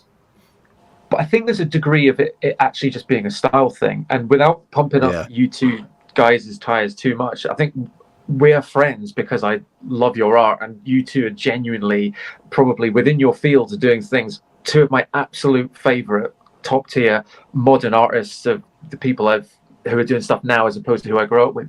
But with James, it's the album cover stuff, and with Shindy, it's the way that translates to merch. Because every time I see a design of yours on a shirt, it looks ridiculous. And I remember, I think it was when, just as we started to get to know each other about a year ago, I can't remember if I was doing some work for Aborted or Aborted adjacent stuff, and I was like, and I was working. I think I was doing a T-shirt. No, it was the first single cover I was doing for Aborted, right? And I knew it was going to get turned into a T-shirt. And I was like looking at their current stuff, which was that He-Man Masters of the Universe one, just going, I can't do anything that would translate as well to a shirt as that stuff. And I think it's just as much a thing of where certain skill sets to work towards certain things, and James on the other side, for example, I think, whenever I see your album covers and the Spirit, I mean, we'll talk about one of the surprise ones in a little minute, and Spirit World from last year is like, they're covers that I go, oh, I have to buy this album because, and I'm still waiting to buy that Spirit World one, but I haven't seen it for less than £25 on Amazon. So as soon as it comes down to the normal price of a CD, I will buy it. But it's not been like that. It's just like, you want to do designs that make people want to buy the CD or the merch, and that is exactly, and that's not to say that, James, I don't like your shirts, or Shindy, I don't like your record covers, but it's more that the way that you do your stuff for me is absolutely top in the fields of selling me the stuff that the band's put on, which I think is probably as high a compliment as you could say. I said to Shindy once before, it's like, I'm so glad that I don't need to buy any band shirts right now, because I'd be bankrupt from just buying all like the Archspire shit that he's worked on. Thanks so much, dude. Yeah, it's cool. It's the way it can translate into merch is always a juggle, and I think it might be to do with the fact that sometimes I don't know about you guys, but I always think of the background last, like always. Yep. Every time. Sometimes it just lends itself, and in a way, I think there has actually been covers where I've actually painted the background first, and it's gone horribly wrong because it's been far too detailed, and then I've gone in to do, like, say, the landscape in front, and it's been too detailed, and it's just all merging together in the most incoherent way possible. So I think it's just different strokes and different approaches. Yeah, but I think this is like it works so well because, like, if you just had a blank, like, purplish bluish background behind, like, the moon and everything, it'd still, like, be a great piece of design. But the way you've used the line work to make it this kind of bloom effect really accentuates all the line work going everywhere else. Like, it's that I can't remember the artist who did it, but you guys know the cover to the Cynic. Focus. Focus. Like, it almost gives me that, like, same effect where everything's coming. Sucks you in. Yeah, totally. Everything's, like, coming out of the art, and it wouldn't look like that if you didn't have that extra little bit of detail in the background, even though it is very much, not the focus. Yeah, and also with that moon in the background, there's something that I almost cheat in designs, in shirt designs, when I go, a circle looks so good behind something, and maybe it always looks good style, but it works so well. But when you can do something that's not just a moon or a planet, and you've got something that's a greater purpose, like an uplit skull, then it's like totally rad, because it's not just you. There is a circle there, but there's the eye with the wings, but also it's a skull looking. So you get all the benefits of having that classic, here's a circle behind a thing, but without it being as sort of lazy as that. And I'm pointing fingers at myself here from doing that. Do a character, how can I make this look interesting in a background? I'll do a circle sort of behind it. It always looks cool. It does. It works so well, dude. This is why I just always have a moon in my pieces as well. It is a cop-out. It's a circular thing just to frame the whole piece in the background, Something like it's not really about the artwork, but like as people who work on covers and stuff, I'm very surprised at how small they allowed their logo to be. so many bands want totally- it to be huge, but they trusted your artwork enough to where like, no, that looks great. We don't want to mess it up or anything. Like people who are our fans will know that this is our album and this logo can be this size and we're fine with that. That is so huge. Did That's that such a huge like thing. was that early on, like they were okay with that size, or did you have to like convince them of that or anything? There was no, I mean, they were so easy to work with. They were just like, I mean, even the first initial sketch, there was literally barely any tweaks. I think, funnily enough, the only tweak was to make her breasts bigger because they were way more petite before. and Johnny actually apologized as well. He's like, dude, I'm really sorry. It's the other guys in the band, but can we just have the boobs bigger? And I just found that hilarious, and it was such a quick fix. But the logo, from the get-go, it was very much having the impact on the composition itself, which is quite rare. I don't think, like you say, people that aren't artists for bands don't realize how rare that is, where they don't want this massive sticker just taking up sometimes half of the cover, and you're like, you know, you put all this work in and it just takes away from everything. But that was really nice and refreshing as well. I think if it accentuates the composition of the piece, then cool. But in this case, it would have been blocking so much. Definitely, you're right. Sometimes it can help the composition. It can add to it and add to the impact and add to the iconic imagery for sure. I also love the fact that it's kind of the same the same tones as stuff that exists within the rest of the piece, as opposed to being green. Because again, one of the banes of my existence is like, you do a cool cover, and then I like to use a complementary cover of a color that exists within the piece to pick out like maybe a secondary light source or something, whatever, so that the logo is tonally tied in with it. And then if people go, it doesn't pop enough, I want it in this color. You're like, dude, I get that all the time. No. Can we have it pink? Like yellow and pink? It's like, dude.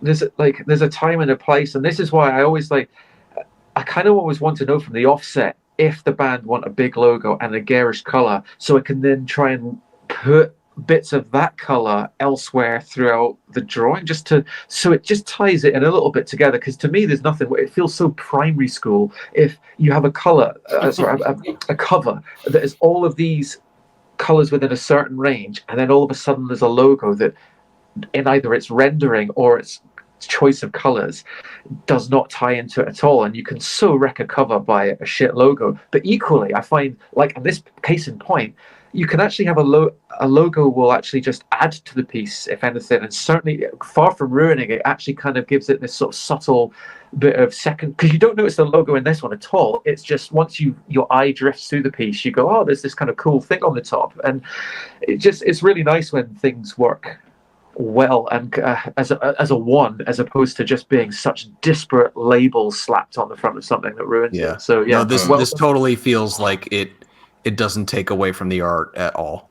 Like the art is able to look as good as it does without any sorts of distractions, even though like obviously it's their album, it's, you know, their music, but like they had a good sense to be like, no, this works. We don't need to cover up half the art with our logo all over, like just edge to edge the logo. Yeah. Like you say, it was almost a respect thing, where it was just like, I'm sure that he's not going to hide the logo. It's still visible, right? It's not like I've really shrunk it down. Yeah. It's there, it's concise, and it's straight to the point. They're a big enough band as well that I like it when a band trusts not only the artist but the size of themselves to sell a record, as in, here's our cover. You know, we don't need to try to sell this to people that don't know who we are by slapping marketing over the top of it, and just actually doing something that works for a better piece. Because if the piece of art is good enough, which obviously in this case it is, that people will find the logo themselves, or they'll be sucked into the art and go, that's cool, I wonder who did this. Oh, it's this band. And adding a massive logo to the top isn't actually going to make any great amount of sales or anything like that, is it? So yeah, well done to the Job for a Cowboy as well. Yeah, nice one, man. Thanks. And then, so the next image is a very new venture. So that's tattooing, obviously. So that's my very kind girlfriend who allowed me to desecrate her flesh once again. All right. It's tattooing is just such a learning curve, obviously, because when you're drawing and painting, even digitally or traditionally, you're not having to worry about contours or about people flinching or about people breathing. It's just so different. And even just the tool itself, like a tattoo machine, you've got the buzz, you've got a distance that you need to stay within, going round someone, going round the contours, even just the mechanics of the machinery and what voltage to use. It is a massive mind fudge, but I'm really lucky that I've found a great studio that approached me crazily enough after getting a tattoo with one of the residents, and then the owner seeing my work and just saying, dude, you should tattoo. And I was just like, yeah, whatever, man. Like, I'm just so busy doing band stuff. It's just not realistic for me. But I kind of weighed up my options, and I have always wanted to do it. And I just find doing tattoos will allow me to do more of my own work, which is just the dream. I find, I've done at least maybe 7 years, half of that full-time, half of that part-time, just working with bands and realizing their ideas. But I think I'm just getting to the point where I really want to do my own thing. And I think tattoos, you still, to a certain degree, have to obviously bend to the will of the client, obviously. But I think because I've spent, 10 years building up a very distinctive style, I think I've gotten to the point where people will know that they'll have to get something dark and neoclassical, which is cool. Yeah, well, because they're coming for you to do them a tattoo, presumably, rather than coming to you just to get something drawn off randomly off a wall that looks nothing like your style. You're an artist first who's moved into the realms of being a tattooist, as opposed to someone who's like, I'm a tattooist, now I have to figure out what I'm going to do, which is exactly. I'm not like a 20-year-old kid who's just like, oh, I'm just going to figure out my style as I tattoo and then juggle all these different styles. That, just like any other medium, there is so many different styles. There's traditional, there's black work, there's so many different ways you can go about it. I think in terms of just dealing with bands and being software, after a while, I think I've just become a bit burnt out over years and years of doing it. And it's not to say I've not really enjoyed working with bands, but I think I'm getting to the point where I do just want to do my own prints and just kind of stick to just stuff that I know is actually viable as well. Like, I know I can sell prints, but at the moment, when you're, trying to pay rent, and you've got bands approaching, you're just going to do that because it's easy. There's not as much of a gamble. You've got a set budget, you've got a set deadline. You can just go with it 'cause it's quite easy, and it's all kind of there in writing. But it's very, very challenging and very humbling to go into tattooing. But yeah, hopefully I'll get there, and I'm pretty proud of how this one in particular came out. I mean, doing a snakes are just to draw to the level that I would like to. So, like having the spine and the scales having equal sort of measure and equal spacing. I'm just so technical when it comes to stuff like that. I would find it hard to have a snake that was just shading. For me, it had to have scales. It had to have that detail. Yeah. So that was tough, and especially for the size that I was doing it. Yeah, scales are brutal. I've done a good few snakes in my time, and it's especially if it winds round. You go, I don't quite know how that would work because it curves around. Point. Oh, it's so tough. Yeah, and repetitive as well, right? It's like the same sort of thing. So monotonous. Yeah.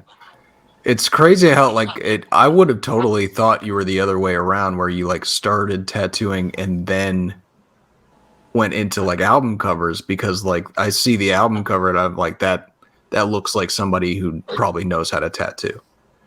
The style translates for sure. Well, I think it comes from your comic book influence a lot too, Shindy, with the lines carrying so much of the importance of a piece. Yeah. Definitely, Yeah, again, having that sense of having it like a graphic, having it Yes. have a design element to it, where it's kind of an iconic symbol. It's kind of like an emblem as well as an illustration. That's something I definitely try and focus on. So, Yeah, like you really have to define your shapes and your iconography and everything, and that works so well to tattooing because you can't get as vague. Whereas, like with painting some stuff, things can get a little fuzzy and non-specific. Yeah. But this is like, okay, I've got lines, and I have to give structure to this. That works perfectly for tattooing, and like that's a sick tattoo. And I could see how like that style and approach just really worked out for you. Because if you wanted to take a break some more from album artwork and do more of that stuff, in which it takes significantly less time and less investment in, but it's still like super satisfying. That's great. Hopefully it'll give you that, vehicle or freedom that you're looking for, Yeah. Like that's the thing. That's what most tattooers love the most is, but I don't really feel like working today because I want to work on my painting or whatever, But that's awesome, dude.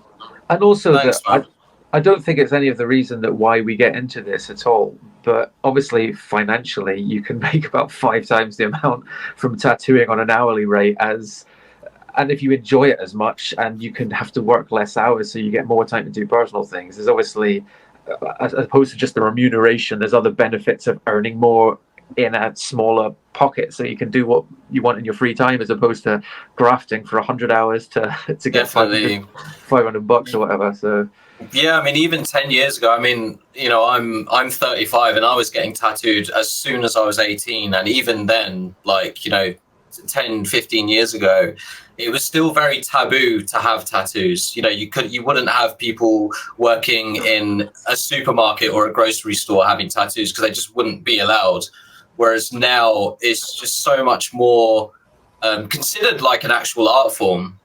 It's actually Totally. People, there's so many different styles. There's so many renowned, respected artists now that do it and are known. And it's not seen as a bad boy thing or you're a ruffian. It's actually respected as an art form. So then in turn, it is more economically viable as well, which is cool.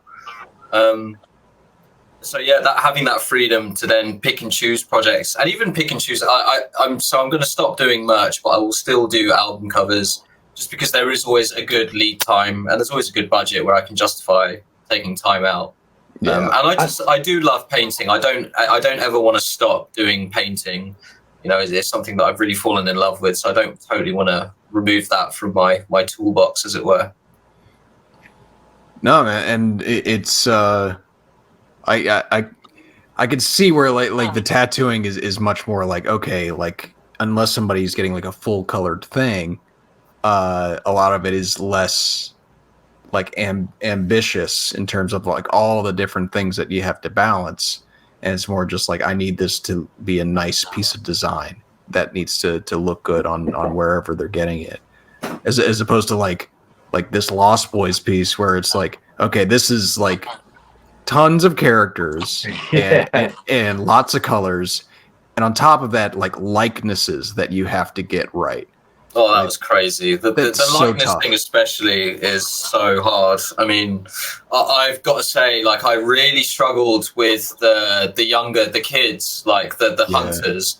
It's really strange, but when you're painting or drawing a childlike face, it's so easy to make them look 10 years older than they are just by adding a very slight wrinkle under the eye. It's crazy, man. Like that. But it's weird, challenge. like you see their faces and like they have those imperfections and everything. Like but like you accentuate it just too much, and they look like they're in their 30s. It's weird. Yeah. And women are like even that like as the well. creases where you smile, like, so it's, obviously when you've just got a static sort of face with no expression, we still have these creases down the side of our cheeks, but then if they're like a millimeter too much, it looks like they're smiling, or it just looks like they're like 50 years old. It's crazy. That's why zombies are great, because you can just like add loads of stuff that doesn't really matter. Oh and yeah.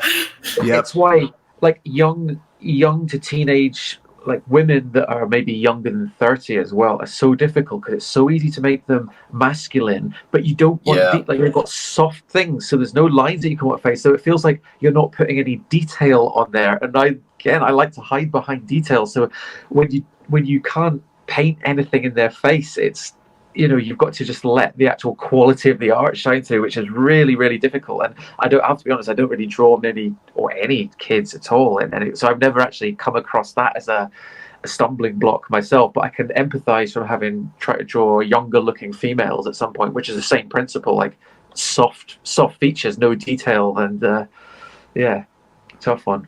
Yeah, I would look at an assignment like this and just be like, nah, I'm not doing it. Because it's just too many heads and too many likenesses to get right, or potentially just get very wrong. And I think with your strength and line like work and everything, like you were able to just like nail it. Like that looks great. It's so good. This is such a rad piece because it just looks like a legit movie poster, doesn't it? Yeah. That would make you want to see it. And the color choice as well. I was just saying that the uplighting is always really dramatic and good for horror stuff, but really difficult to do because we're so normally used to painting a degree of down or side lighting. So illuminating eye sockets and all the wrong bits can be super tricky. So great, but it looks so dramatic when you get it right. And I love this piece, especially that sort of. I don't know if you guys know the artist I think he's called Graham Humphreys. So he does a lot of the old school, like he did the Nightmare on Elm Street movie poster, like all the old 80s 90s posters, but all hand painted and like color pencil. And the stuff that he does with likeness, and it's crazy because you can tell he's not always used a reference because it's very dynamic angles, but he just gets the essence of someone's face just perfect. But here I did have to use reference, and the other challenge.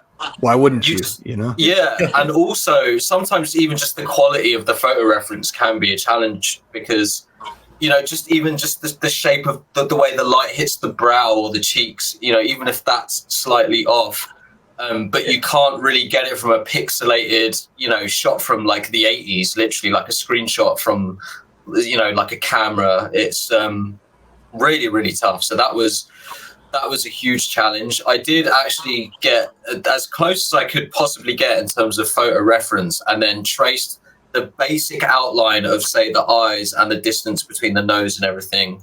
And then it was obviously the painting and the shading was obviously just freestyle. But even that, I mean, I kind of almost felt guilty because I had to trace, you know, the faces. But like honestly, like Drew Struzan, the king of movie posters. I was traced like him. Yeah. Really? Okay. All the time. Yeah.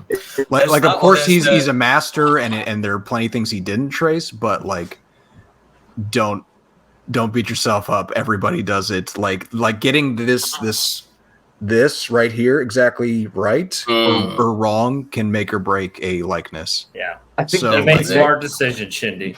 Yeah. You've nailed it. It's the proportions and the distance between the features that are essential to get right. And then once that is established, you can be a bit more have a bit more freedom with it. And I think the toughest thing, and I don't know what references you use for this one, Shindy, but if you've ever got the likeness down in the line art but then go, I don't want this light source, and you have to try to paint from one reference but completely flip in the light source, that's when a likeness at one stage could just go completely tits up. Yep. Like or like if you see it's got really flat lighting with no interest in it. Exactly, so you go, I want this guy to be in shadow. And then as soon as you start shading in shadow and putting stuff in shadow or whatever, it's like I've changed the look of this guy so much. And that is a real tricky one to get right. And often I find you need almost multiple reference images of the same person. Definitely. So even if one doesn't have all the information that you can use, maybe you can see in another one what might have happened on that first bit. And it's a tricky game to get right. But this is rad. And I forgot the name of Drew Struzan, but I can completely imagine him from doing all the like Indiana Jones posters and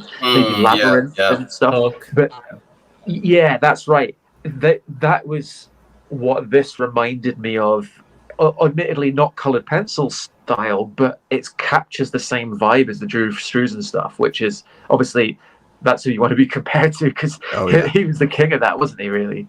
Definitely, that means a lot, because I definitely wanted it to have that hand painted look. I didn't want it to look like it was just, photo manipulation or anything, or really photorealistic. I wanted it to have that very painterly sort of look, and almost like rough when you zoom into it, if you know what I mean. And again, even though you would trace the main features, even trying to replicate the shading and the lighting as well and painting that is actually quite a challenge in itself as well.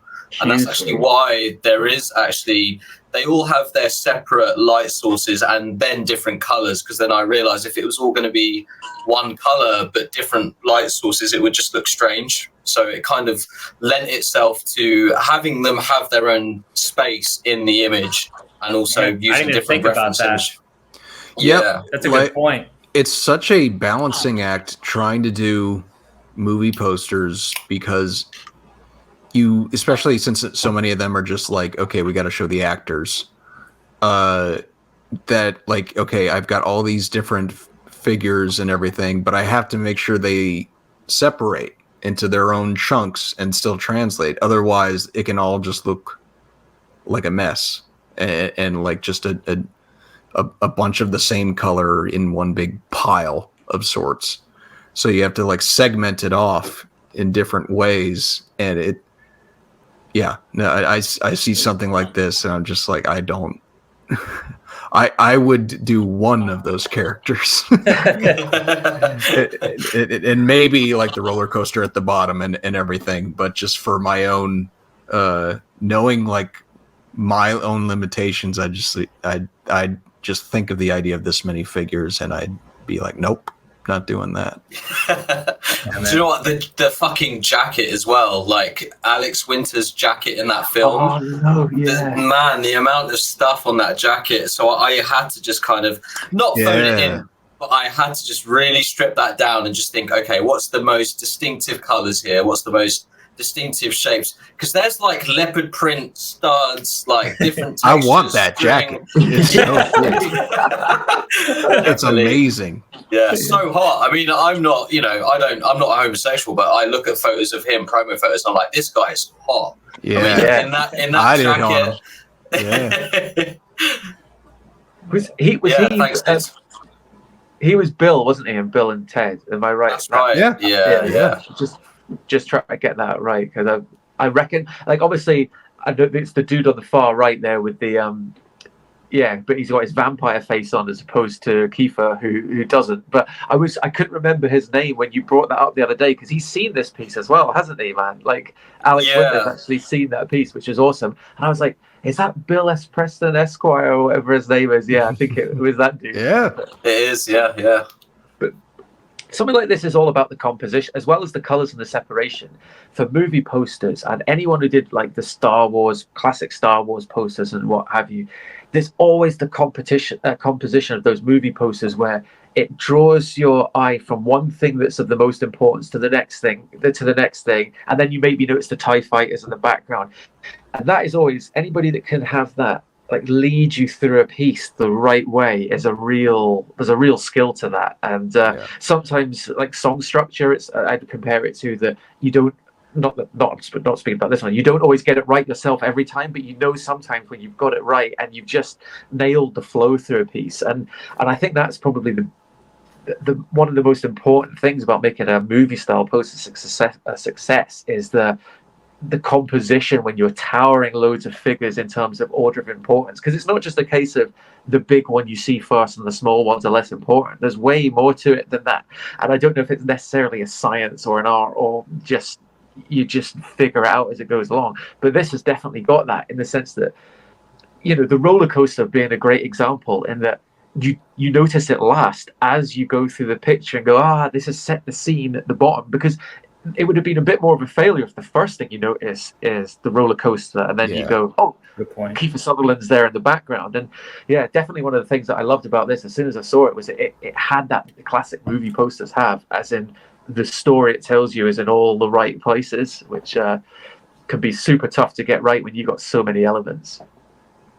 In a way, the reason I added the roller coaster or the fairground was because I just don't like fade outs in a design. Yeah. I've got a complex with that. It's tough. Yeah. Yeah, I just felt I had to add something dynamic in there so it wasn't just fading out at the bottom. Yeah, anytime I do merch, it always ends up being like that on the bottom. So like, okay, put the album title there. Yeah, I was going to say that. It'll dude. cover it up. Yeah. Yeah. Album title along the bottom, half in the black, slightly overlapping into the darks, but fade. Yeah, definitely. Yeah, it works. Does the job. Yeah. Awesome. Well, I got a couple recent pieces of mine. These are personal works, but potentially available to license. You can hit me up. Dude, love them, man. Love these. These especially are awesome. The contortionist. Like, I love that contortionist piece. Yeah. Where, like, when you posted that, I was like, dude, this is so sick. Have you been hit up for that piece yet? Yeah, but you know how it is. You know, it's like you say a price and they're like, no response. You know how it is. Yeah. But I'll wait it out for it. I was pretty surprised, though. I mean, you know, like, you guys obviously are farther along in your careers, which is part of the reason why this is so valuable for me. But like, I got quite a bit of traction and interest in that piece just in general. So I'm actually going to do a follow-up, a Contortionist 2 piece and kind of see that motif out a little bit more. But yeah, people have been really interested in my kind of black and gray stuff recently. So I find it easier. So no problem there. Yeah, and you're able to be more abstract with it, and like I feel like that it's very much that like Giger effect where the more you just like add some creases and folds and bones and stuff to things, the cooler it looks. And it's all together by it being all gray. It doesn't stand out too much. Yeah. No, like that's I'd say like. Yeah, do more of these and see where it takes you. Because like the monumentalism as well with the scale of the structure, the building in the middle as well, just giving it that giant godly sort of look as well. I didn't. I mean, is it supposed to be a structure or a building? Yeah, and it's like he's being impaled by it. Yeah, cool. Because when I first saw it, that didn't click until I actually kept looking at it, and I was like, oh shit, it's actually a really big scene, and there's a building sort of coming out through him. It's just really sick.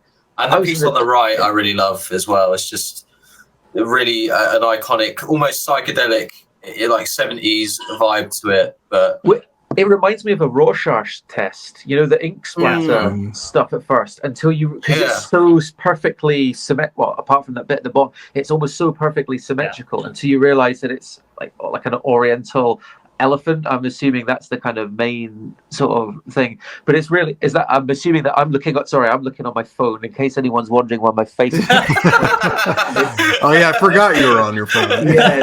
So I'm trying to see what it is, but I'm assuming it's a kind of an oriental style elephant is the main sort of form. Is that what it is? Yeah, definitely an elephant head, kind of a little sci-fi, a little psychedelia in there. You know, I can see it being like on the cover of a Hawkwind release. 100%.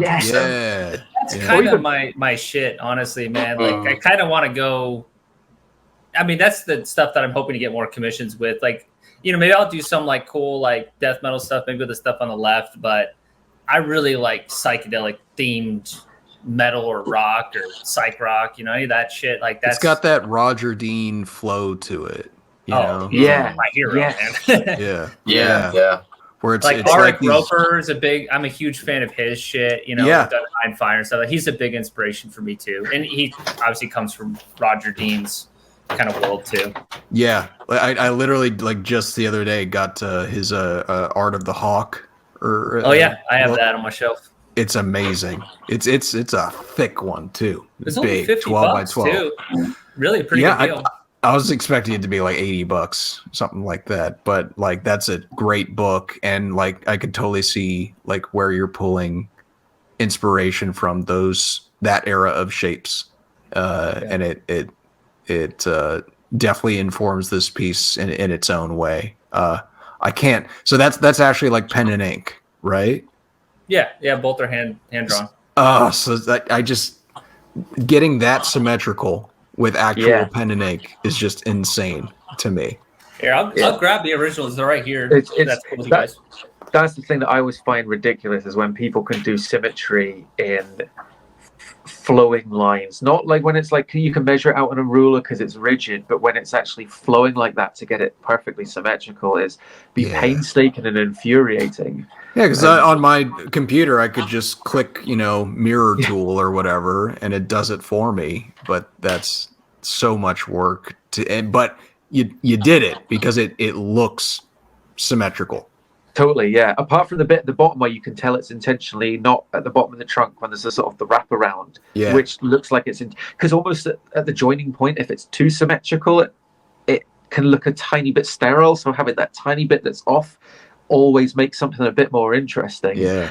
Thanks. I was going for that. I didn't want it to look like the Procreate effect where you can just do it like completely mirrored. So that was intentional. That would be so rad as any of those bands from the 70s, the ones that were inspired by the 70s, they don't have to be a 70s rock band. So it could even be like a Mastodon or Baroness or that similar sort of, or even High on Fire, like anything stonery or alt rock more than your typical death metal. Something like that would work so well, especially on an LP cover. Would look amazing. Yeah, thanks, man. Here, let me show the originals real quick. You guys are cool with that. Yeah. So this one's actually really tiny. Oh, sick. Oh, nice. So that makes it a bit more doable too. Yeah. To tackle the next one. I'll go bigger with the second one. And what I'm thinking, I did like a thumbnail the other day, but I want to keep like a framed aspect to it. And I'll definitely pull from some Roger Dean a little bit, kind of like the Yes Songs cover, where it's like within a frame. But that's kind of where I'm leaning with this one. And then this one ended up being really big. Cool, man. Oh, that looks great. You went through a couple of iterations of that as well, right? Yeah, that one was definitely a lot more of a struggle, whereas the Contortionist I did that in a week. And maybe like 6 to 8 hours, really not that much. Sick, man. Just off and on, picking at it. Yeah. I mean, when you work full-time job and it's like, Shindy, whenever you're doing like, your personal pieces, it's probably like about the same with what I do because, I work all throughout the day with just my day job. So whenever I'm working outside of it, it's an escape, but then there's obviously like the stressful points of creating art, just like you guys experience too.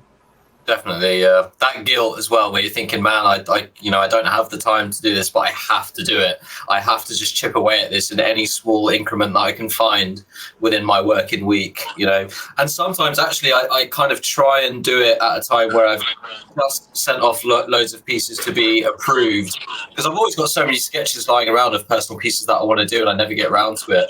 So once I get to that point, I'm like, okay, cool. I'm actually going to just dedicate a whole day a week for myself, and then maybe spend like a couple of weeks doing that. But it's a struggle, man. I totally feel your pain.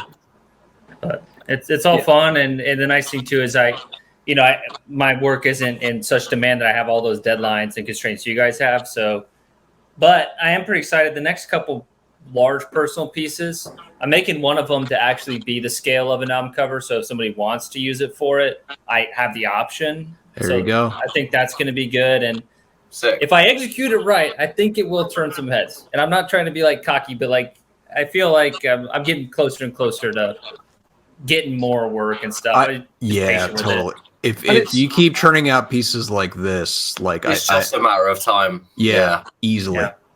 So that's good to hear. Thank you, guys.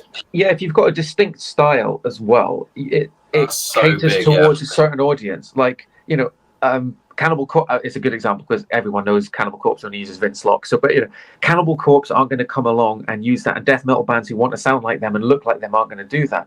But if you find the audience for the style that you like, that's the point that it snowballs. And I'm sure all of us in various ways. James obviously had a background doing other sort of art that led him into this world before it. But I found for a long time, doing the art that I wanted to do, it would only be bubbling away then all of a sudden it takes a couple of bands who ask you to do the stuff that you love doing, and then people see their work, and that's how it then totally takes off beyond that. But it can be sometimes tricky getting to that, because firstly you need to get the people who want to have your style of art to pick up in the first place, and if it's quite niche in its own way, you're not doing a generic thing that would cater to every band. Yeah. And I think that's true for all metal stuff. And this is one thing that, just as a brief tangent here, what I love about all of you guys and all of our artist friends is everyone's got their slightly different style that suits different sorts of bands, which means that when one of you gets to work with an awesome band and another with another band,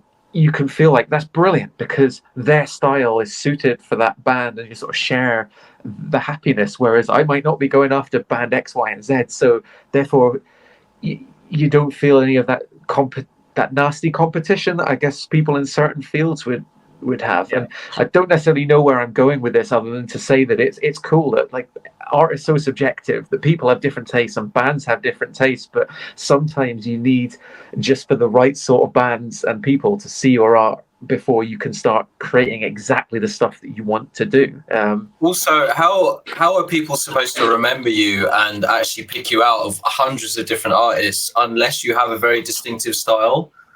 You know, if you're doing so many different styles like pop art and comic art, painterly stuff, like you're just going to get lost in the noise and the pure saturation of like stimulus that you get with social media, especially nowadays.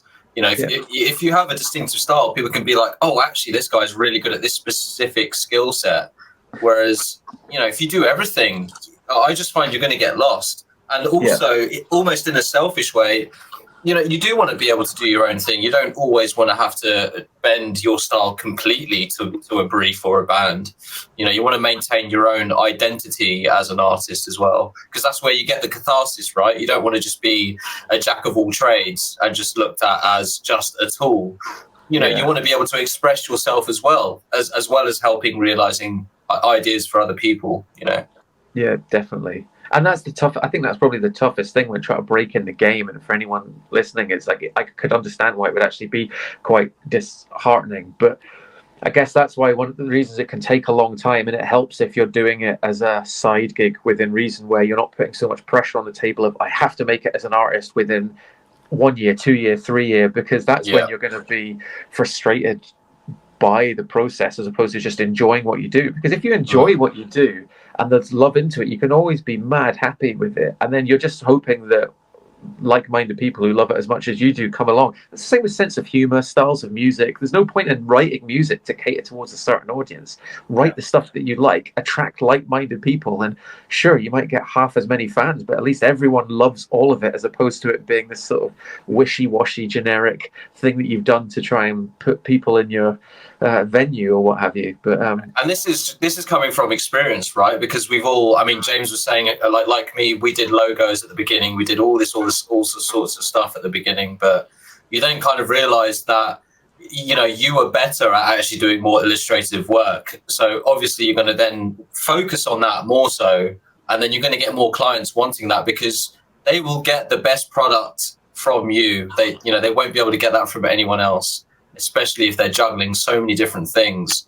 But of course, like you say, Dan, you know, when you start out, you do just think, oh, I've just got to do everything that comes my way, essentially, just to get my foot in the door and just to start earning, you know, money and getting some sort of word of mouth out there. But these pieces are really sick, like so distinctive. It is just a matter of time, Lee, before people.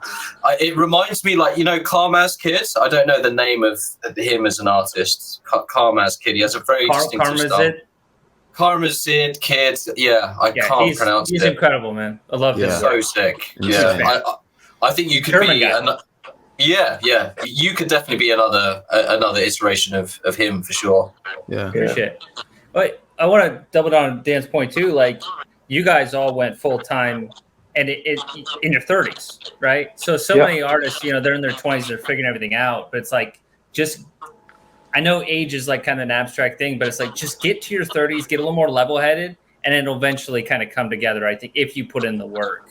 Yeah, for sure. You know, I'm not full time, but I just see it in all these interviews. I don't know anybody who's in their 20s who's making it full time. It really does take that maturity, like, and just time. Dealing with, I mean, as much as the dealing with clients, as much as anything, and this is going to sound like a name drop, but my friend Andy Sneap, who's the record producer, who's super well known, a lot of people not necessarily caught up with him, but could do similar stuff to his quality. But the thing for him was he had experience dealing with the Megadeths of this world and Testaments and Killswitch Engages and all these bands that may or may not have big egos. I'm not saying all those were easy or difficult to work with. It's just they're people at the apex of the genre. It's knowing how to work with big clients as opposed to being, and I think that comes with experience as opposed to maybe being a bit younger where you might be a bit more stubborn or a bit more like, hey, I was told to change my design, therefore this guy sucks, and being aggressive about it, as opposed to realizing that actually it's really worth taking on board criticisms or direction from other people. And I think that's maybe why you see, it is an experience-based thing, like art. But I think it's not just the artistic side of it that comes through, it's the business management side of things and also the dealing with people and how to be personable. And I think certainly as far as repeat clients go, even if you churn out a brilliant piece of work, if you're a bit of a dick, they're not gonna love that side of things. So there's more to it than just the actual drawing element. Oh yeah, and that's all just with time, learning how to deal with everybody. But I think with pieces like this, I think what's going to happen, and I think has happened with all of us at some point, is that you'll probably get bands who attach this photo in an email and be like, hey, we are looking for some art. Could you give us one of these? Yeah. And they just want a different iteration of something else you've done. But that's where you get to like have fun and be like, oh, I get to play with a style that I already like doing. And that just happens to me all the time at this point, where they just attach like a poster I designed or whatever, like, hey, could you do this for our band or our IP or whatever, but in this style? We really like this. That's the dream. Yeah. So pieces like this, I could see that happening. Absolutely. Like, hey, could you do this, but could it be like in a swamp? Yeah. Okay. Happy to. Well, cool. Yeah. And certainly that elephant piece as a different animal and having a series of sort of this symmetrical black on white, I could almost imagine an entire series of pieces like that. There's somewhere, assuming you enjoy doing one incredibly detailed, symmetrical, sort of semi-abstract elephant, it could be a whole, because it's almost got like a samurai vibe to it with the additional tusks and what have you. It's not just a anatomically accurate elephant. It's a bit more expressive than that. There'd definitely be a whole so much room to play with that as a thing that I haven't seen done before, which would be well cool. Appreciate it, guys. Thank you so much. Let's go to James. We got this bad boy, one of the best album covers of the year, man. Right here. 100%. Yeah, my favorite. Thank you very much. I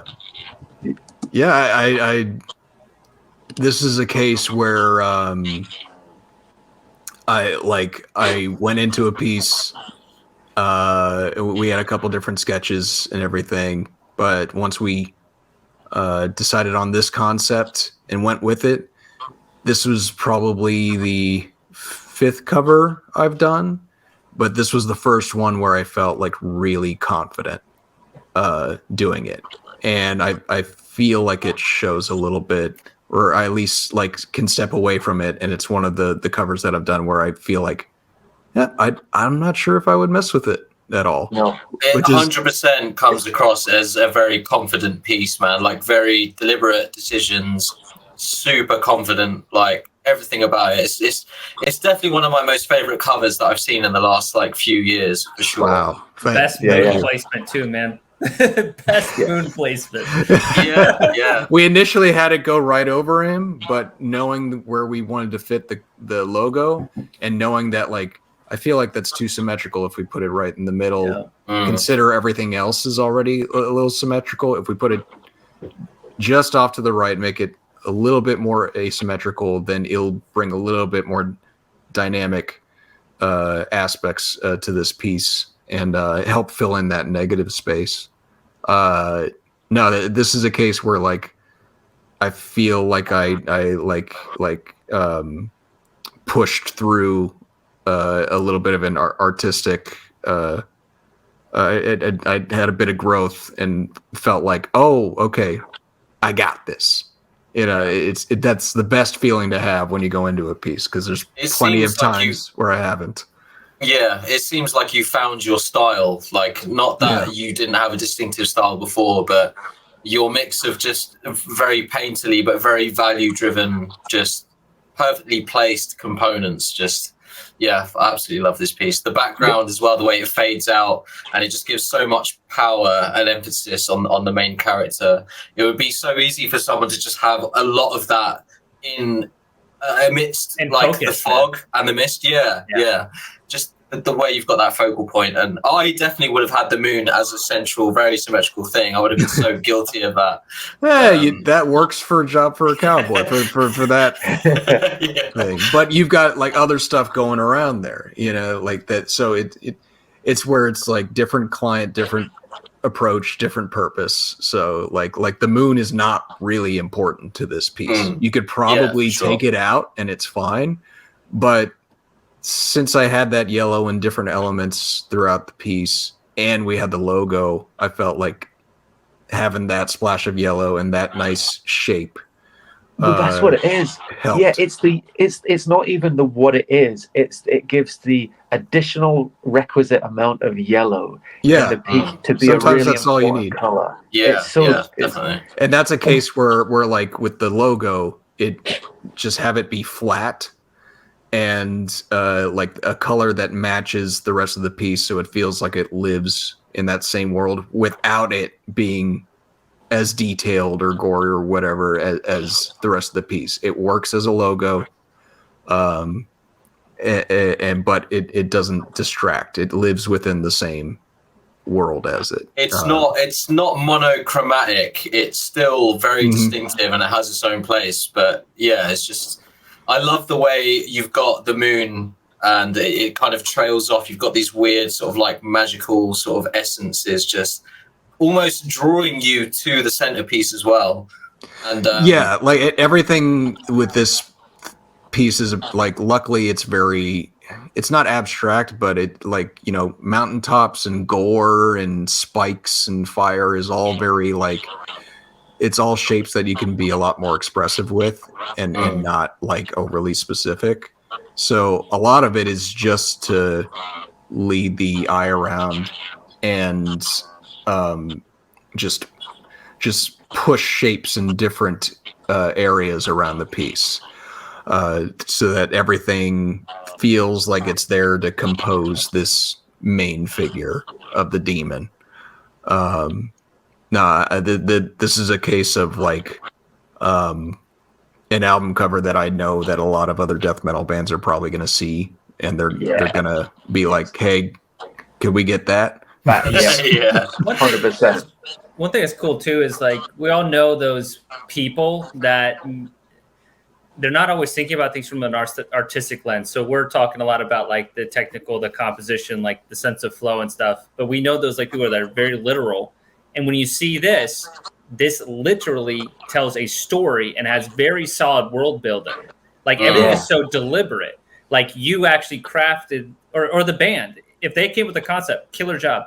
But like the little flying guys with the iron ore melting. I was just going to say, I wanted to ask about the brief. That level. Yeah, the brief. I wanted to ask about the brief, especially the flying cauldrons being carried into the sky. Like that is so sick. So that's a little bit of where like I really love when a band has at least a base concept to give you so that you can just play with it rather than just being like, make something that looks cool. Because I need somewhere to start because then I'm actually able to brainstorm from there. So they did a really good job at giving me the basic idea of some sort of demonic being. It didn't have to be like a devil, like literally like in like the Christian religious sense. It just had to be like some sort of like demonic being being tortured through melted silver.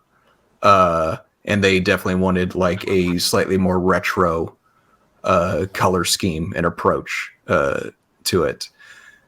And with that, that's where, like, as an artist, it's up to you to maybe start filling in the blanks. Whereas, like, okay, why is that demon getting tortured? Where are they? It's weird how you start to think of the logistics behind, like, such ridiculous concepts. Where it's like, okay, so where are they standing? What is the does this ritual happen every day? What's the environment? Yeah. Like how has this affected them over time?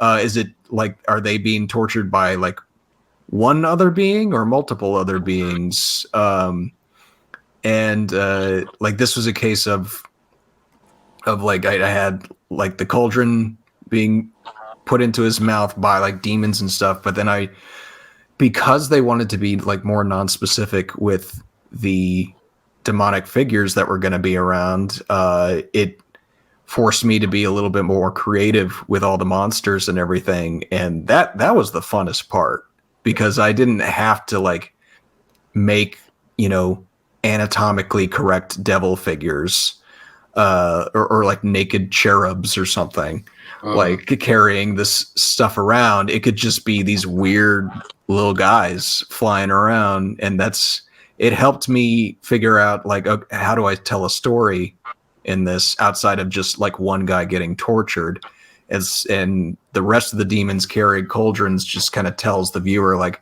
oh, this is what goes on down here, and there's more to come. There's a whole daily ritual to this thing, and he's down there being tortured for a very long time, and he's not getting out. Does he like it? Does he not like it? You know. Yeah, because my interpretation was that it was, given the album title, the chains would, the sort of barbed wire chains, infer that he maybe doesn't. But I almost viewed it as a case of this was his choice, in the sense that those are his little minions. Because sadism, where he wants to be tied up and punished. Because he looks like in that realm, he is the daddy, so to speak. But, he is daddy.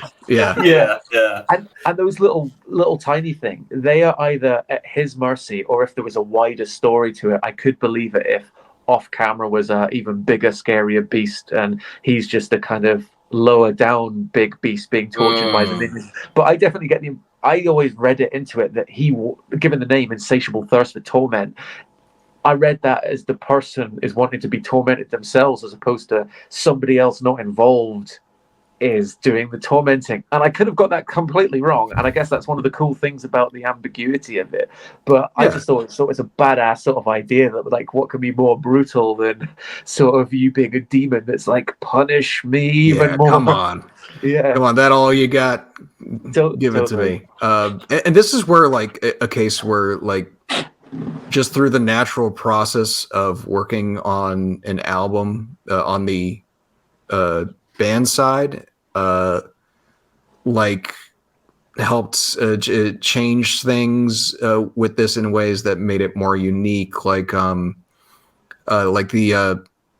that wasn't the album title to begin with, so like I wasn't basing it off of like that album title. It was different, but we still had the main concept. So that this was a case of like having to adjust a few little things along the way, but it always, like, they were pretty set on this, and it was just about fine tuning this. But it worked out that lyric was in another song, and that they decided to make that the cover.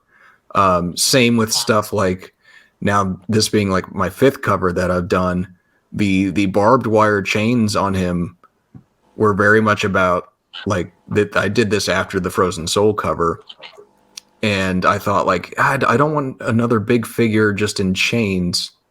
If as long as they're not like married to the idea of like recognizable chains keeping them down. So I decided to do the barbed wire thing, and that just ended up being more gnarly. Because I could just imagine him like pulling on it and just like ripping his hands, even just trying to resist. And almost it being almost the barbed wire being part of him as well. Like, again, him wanting to be tied down, and him wanting to have a part of him being latched down so he can enjoy the pain more. It's just something just so visceral, and it just ties everything together so well. I was thinking just more fun ideas of how to inflict pain upon this guy. Is like, okay, have 2 like big fire towers under his hands. So if he pulls away from them because it's too hot, it still hurts his hands with the barbed wire. And if he gets too close of it, it hurts his hands because it's burning. So it's just more pain for this guy. But he's kneeling and he's kneeling in a pool of molten silver or something Yeah, as well. just- as well, which Just probably gonna filth. burn a Yeah. little bit. I mean, this is straight up like my favorite album cover of the year, and Thank like you. obviously I've said this elsewhere as well, but the record itself is amazing, and I think at the end of year, like as far as a package, like the music and the art is going to be my top album, just in general.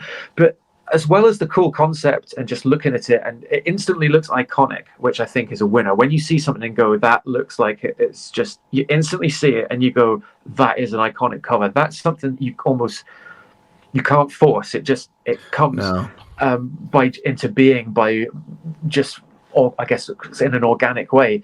But the things that I love about this that maybe no one else has, maybe you haven't thought about yourself, is things like, you mentioned the flat logo, the fact that it's just completely flat and old school, but it looks like a really detailed cover, but there's loads of areas which aren't detailed, like the sky, but it works so unbelievably well. And it reminds me of the likes of some of the Bruce Pennington art, which was used, for example, on the blood incantation stuff. Like one of my favorites. That's a Bruce Pennington moon, basically. Yeah. I was thinking Frazetta Moon, but yeah, you're right. You're right. Where you've just captured the form of it by just that little like the rim light on it. But what he's done in the hidden, the hidden history of the human race cover, that album cover, it feels really detailed, and you look at the sky and it's just blue for 70% of it. And if ever I've tried to do something like that, where you go, I'll make this just rather than having loads of detailed storm clouds, you try and make it a haze.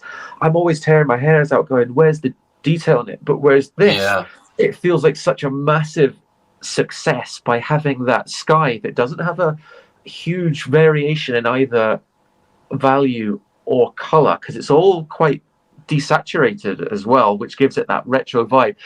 I'd have thought, if I'd have been working on this is the thing where it's like, out of a sense of insecurity, made the reds more saturated and put more clouds than is actually anywhere near necessary, and ruined it by overdoing something, where knowing at some point how to pull back and give it just this dusky atmosphere of a sort of like a Venus style planet is amazing. And the way you can tell it's not just a really simple gradient, you can tell you've really gone in and just painted certain areas in there, like very loosely and very openly, but it still just adds power to the centerpiece, and you can see how it all sort of mists around like a halo effect around the centerpiece. It just your mix of brushes as well, like when you zoom in and you can see the molten silver where it's got these really distinctive sharp edges, but then you look at some of the rest of the anatomy and it's very painterly and rough where it needs to be, and sharp where it needs to be as well. Like the anatomy, the chest and the rib cage, and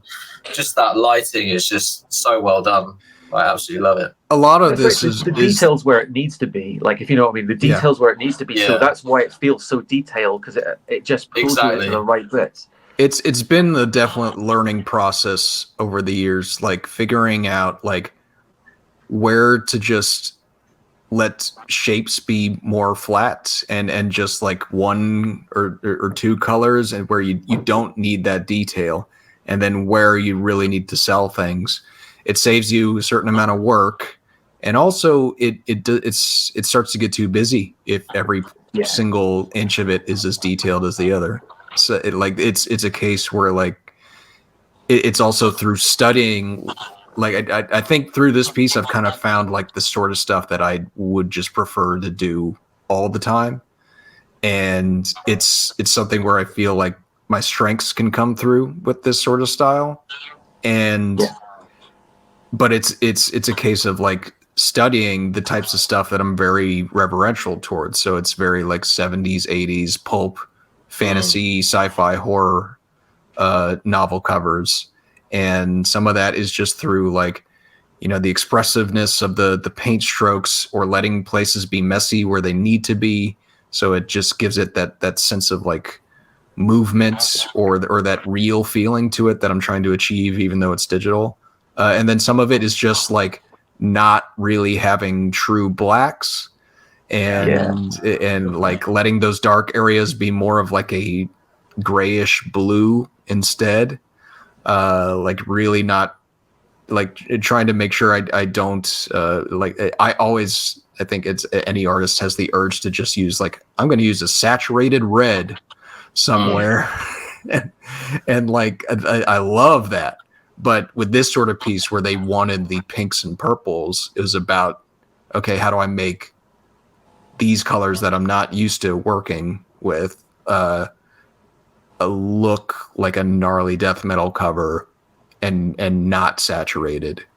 So it was a bit about dialing back, but like it was definitely a bit of a like, oh shit, I think I got this. I think this is going to be a good one.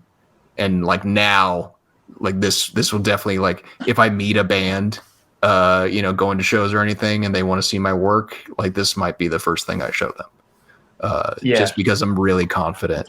Not that like it's so good. I love the other pieces that I've done, but in terms of like the kind of work that I want like people to hire me for, it's probably this sort of stuff.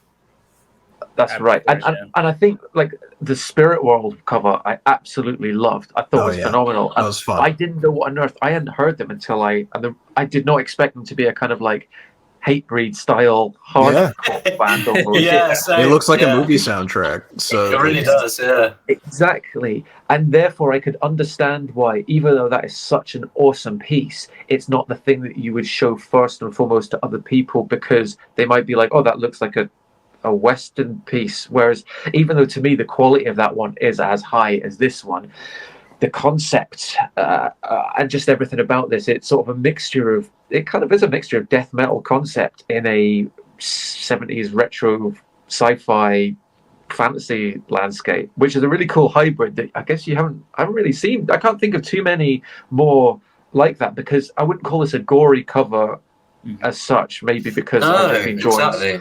It's not a horror cover. It's not horror, but it is gross.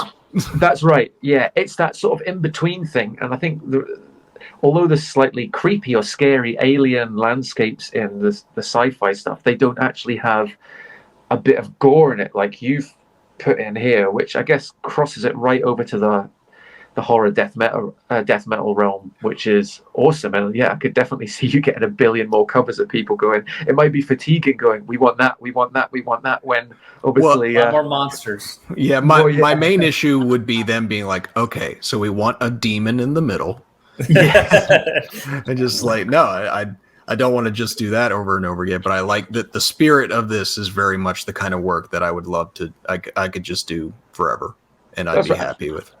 And that's where it's up to the bands to have an interesting concept and go, here's the person that could fulfill that creative vision, as opposed to seeing that and wanting a copycat, I guess, really. That's the way they had that with, like, you look at some of the song titles on this record and it's just, it matches this level of ridiculous, like glorification of over the top.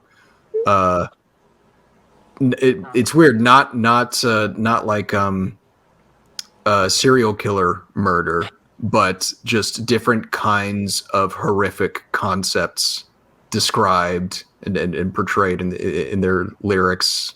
And it's more like fantasy surreal horror as opposed to visceral real horror, isn't it? Like glutted with chunder and sort of silly. It doesn't sound like early Carcass where you're taking medical type things that would be inflicted on humans. It's more like, in a nice way, ridiculous. OTT. Fantastical, exactly. And you know what? It helps so much that none of this, like, I don't need reference for any of this. Like, it just needs to. It's weird how, like, when you deal with things like this, it's in no way realistic. Like, even the lighting coming down on him, like, I don't know where that light's coming from. I don't know what color it is. But there's a light coming down on him because I need to accentuate like how he looks. And this is a very like warm environment and everything. And I'm not necessarily like making it look like it's a red fiery hell. It's more of a weird, foggy, hellish landscape, gloomy. Yeah, so it's almost like a work site. You know? Yeah, an industrial complex. Yeah, I wouldn't want to be breathing this air. You Yeah. know? But like this is a case where because it's so fantastical, I felt a lot more freedom in just being able to go out there with the colors and the way that everything is rendered so that it all works within its own world, but it doesn't have to be quote unquote realistic. Well, for the sake of time, Sure, let's do this, and then we probably will need to go just a hair faster for the main topic. But this has been that's not all to right. cut anybody short. You know, this has been awesome. So tell me about this project. Oh yeah, so Inside Editions, like just this month, put out their tarot card that I deck that I worked on. It's all H.P. Lovecraft Necronomicon themed, and it's sick. like 78 plus illustrations that I did all of them. It's so much work, man. I am not doing a deck anytime soon unless given like a dump truck full of money to do it. Yeah. I was going to say, you said I don't want to draw 7 people like earlier when you were looking at Shindy's Lost Boys ones, but it's like, but how about 80 tarot cards? That'll be right. Yeah, that's a case where like it was. I probably started around October last year and ended it around March earlier this year. Oh shit! And it was so time consuming, and there were so many like. This was a case where like the work needed to get done, so I wasn't in love with how every card came out, or like not every piece was one that I would call a masterpiece or anything. But that's also just like from my own perspective and my own like dedication to like, okay, I want every illustration to like knock it out of the park, but like it needs more importantly to work as a whole and everything to complement each other. So you just had to focus on the core message, and it comes across in each piece where you've. I wouldn't say it looks rushed at all, but you can tell you've had a time constraint, but you've done the best possible work you could have done in that space of time. You've absolutely nailed every single one. It's just so sick. Like just the sheer amount of work that would involve, I would agonize over every single one. I would probably put the amount of work I put into an album cover into each one of these. And, I would just then... It'd take you forever. Go insane. You make smart lighting decisions to know what to kind of omit. That's how you save some time. Smart lighting. This is a case where early on I told them because I think they got ambitious as a client, and they showed me a piece of mine where like, hey, we'd like it in this style, and I had to tell them, well, that piece took a little while, and if there's going to be 70 plus of these, I need to simplify it. So I showed them another piece of mine that had like a singular character, but with a blank black background. And I'm like, I could do this for each one. It might be more simpler depending on the card. But this is doable because like I don't have to think about environment all that much. It just has to be like a singular piece of design. Or just character looking cool, and then I can move on to the next one. And it makes it a lot easier in terms of like approving each one, because it's just like character, instead of big ambitious compositions for each one. And that's how tarot cards are anyways. So it was very daunting. It was a lot of work. I probably gained my first gray hairs from this project, but it's definitely a body of work that was worth doing, and very much like working with Inside Editions. They've done a lot of great work for different like big IPs over the years. I've got a couple of their decks, and this is one of those where like just having this body of work is going to show other clients like, oh, he can tackle this project. On top of imagination that you need for every piece to be so distinctive and original is just, that's something to be super proud of, dude. Thank Yeah. you. Every piece is so distinctive, so original. Like none of the pieces I looked at when I actually went onto the website looked like you phoned it in or you were just like copying and pasting certain ideas or anything. It was Especially since pretty like sick. so many Lovecraft characters are just a mass of tentacles and eyes. So, Yeah. so you have to figure out how to differentiate each one, whether it's through just colors or shapes. And a lot of the trouble with it is that, like, you know, Lovecraft characters are very much like the vagueness of them is part of their horror. So to depict them is almost like, you know, you're gonna fail. Counterintuitive. Yeah. Yeah. So, but you know, the point with this was like, yeah, you got it. Obviously, you got to show something. You can't just show like a blank void and be like, look at it. It's horror. Doesn't it drive you mad? Like, no, that's not why they hire an artist to come onto the project. Another But thing I think, sorry to cut you off. go ahead. I was saying another thing I think is cool is like, so I have like a Barnes and Noble at this particular plaza that I'm thinking about, and there's like restaurants nearby. So I'm just like imagining the idea of like, you know, taking my wife or, you know, your partner, and you like have a nice meal. You have maybe a couple glasses of wine, then you just stroll over to a Barnes and Noble, and then you just see that right on the shelves. So like, I kind of made it, you know? Like, I think that's a really cool thing because like it's a different type of success that you have as opposed to like all the band stuff that everyone's doing, which is also awesome. But it's like going into a different sphere, I think, is a very important thing as an artist. So I'm happy for you. I think that's kind of why I just like bit the bullet and was like, screw it, I'll take on the project, even though I know, like, I was doing these while I was also doing the Frozen Soul cover. I was also doing Raider stuff every week. And then I was also like finishing another cover. So it was very much me being like, I'll take it. And that was very much a case where by the end of it, I'm like, okay, I need some work-life balance and I need to be able to say no to things. So that's where as an artist, you're like, okay, I need to adjust my rates and I need to schedule things better. Good learning opportunity.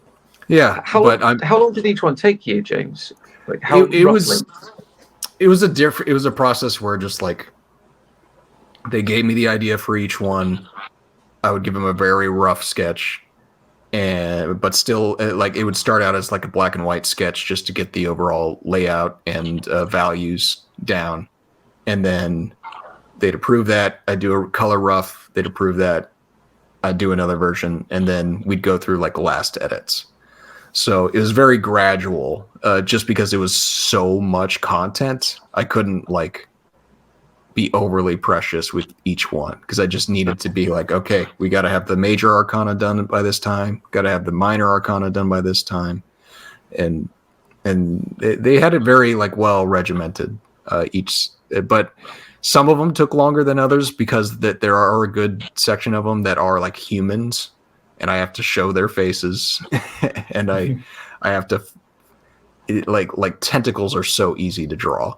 There's like, you don't have to worry about anatomy or things not looking perspective or like obviously things are rendered to look like, you know, they're somewhat tangible, but like you can be really just expressive with it. But once it comes to humans, that takes a little longer for me.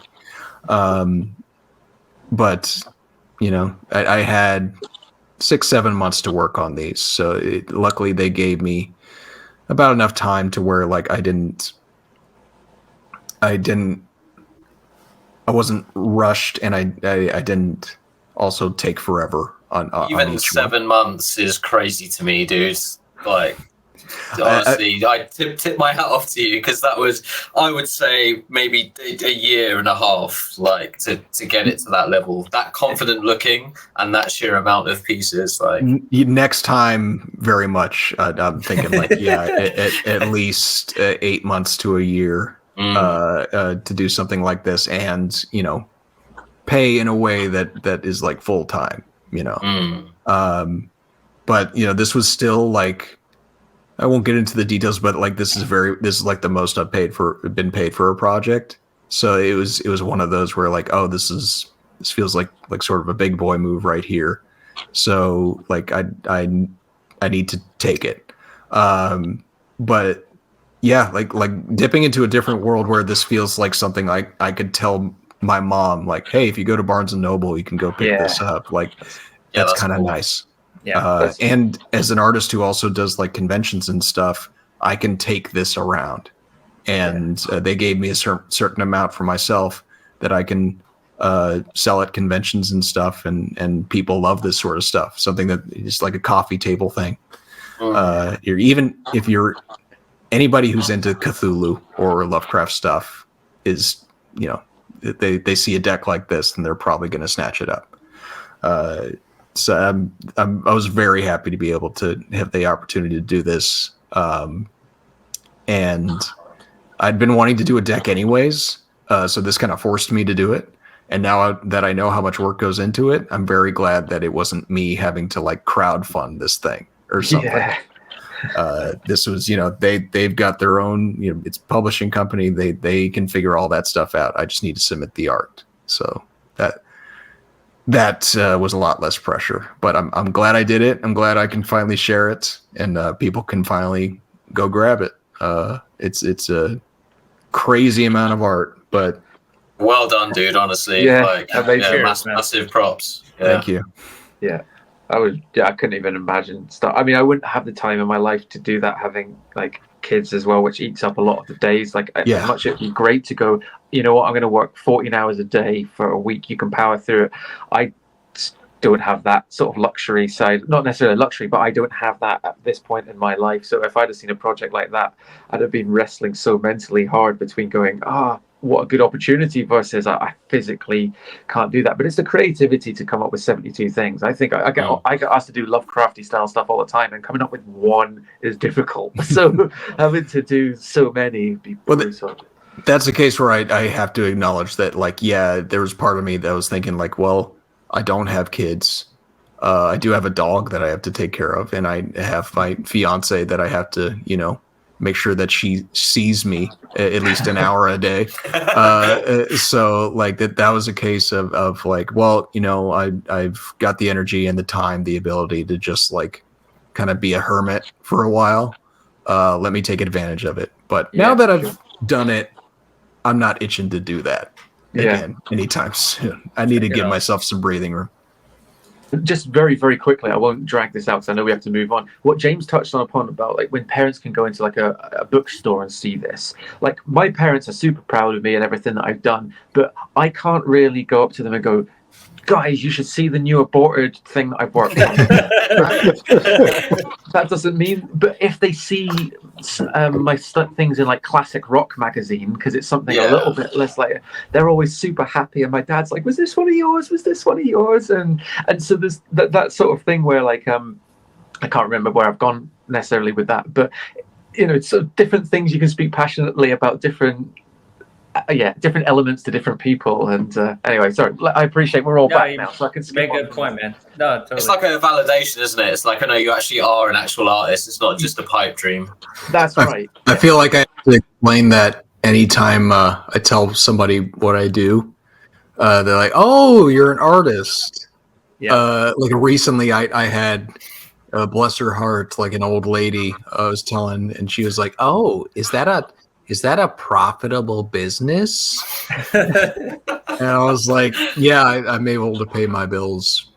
And you know, I make more now than I did at the day job that I had before. And she's like, okay.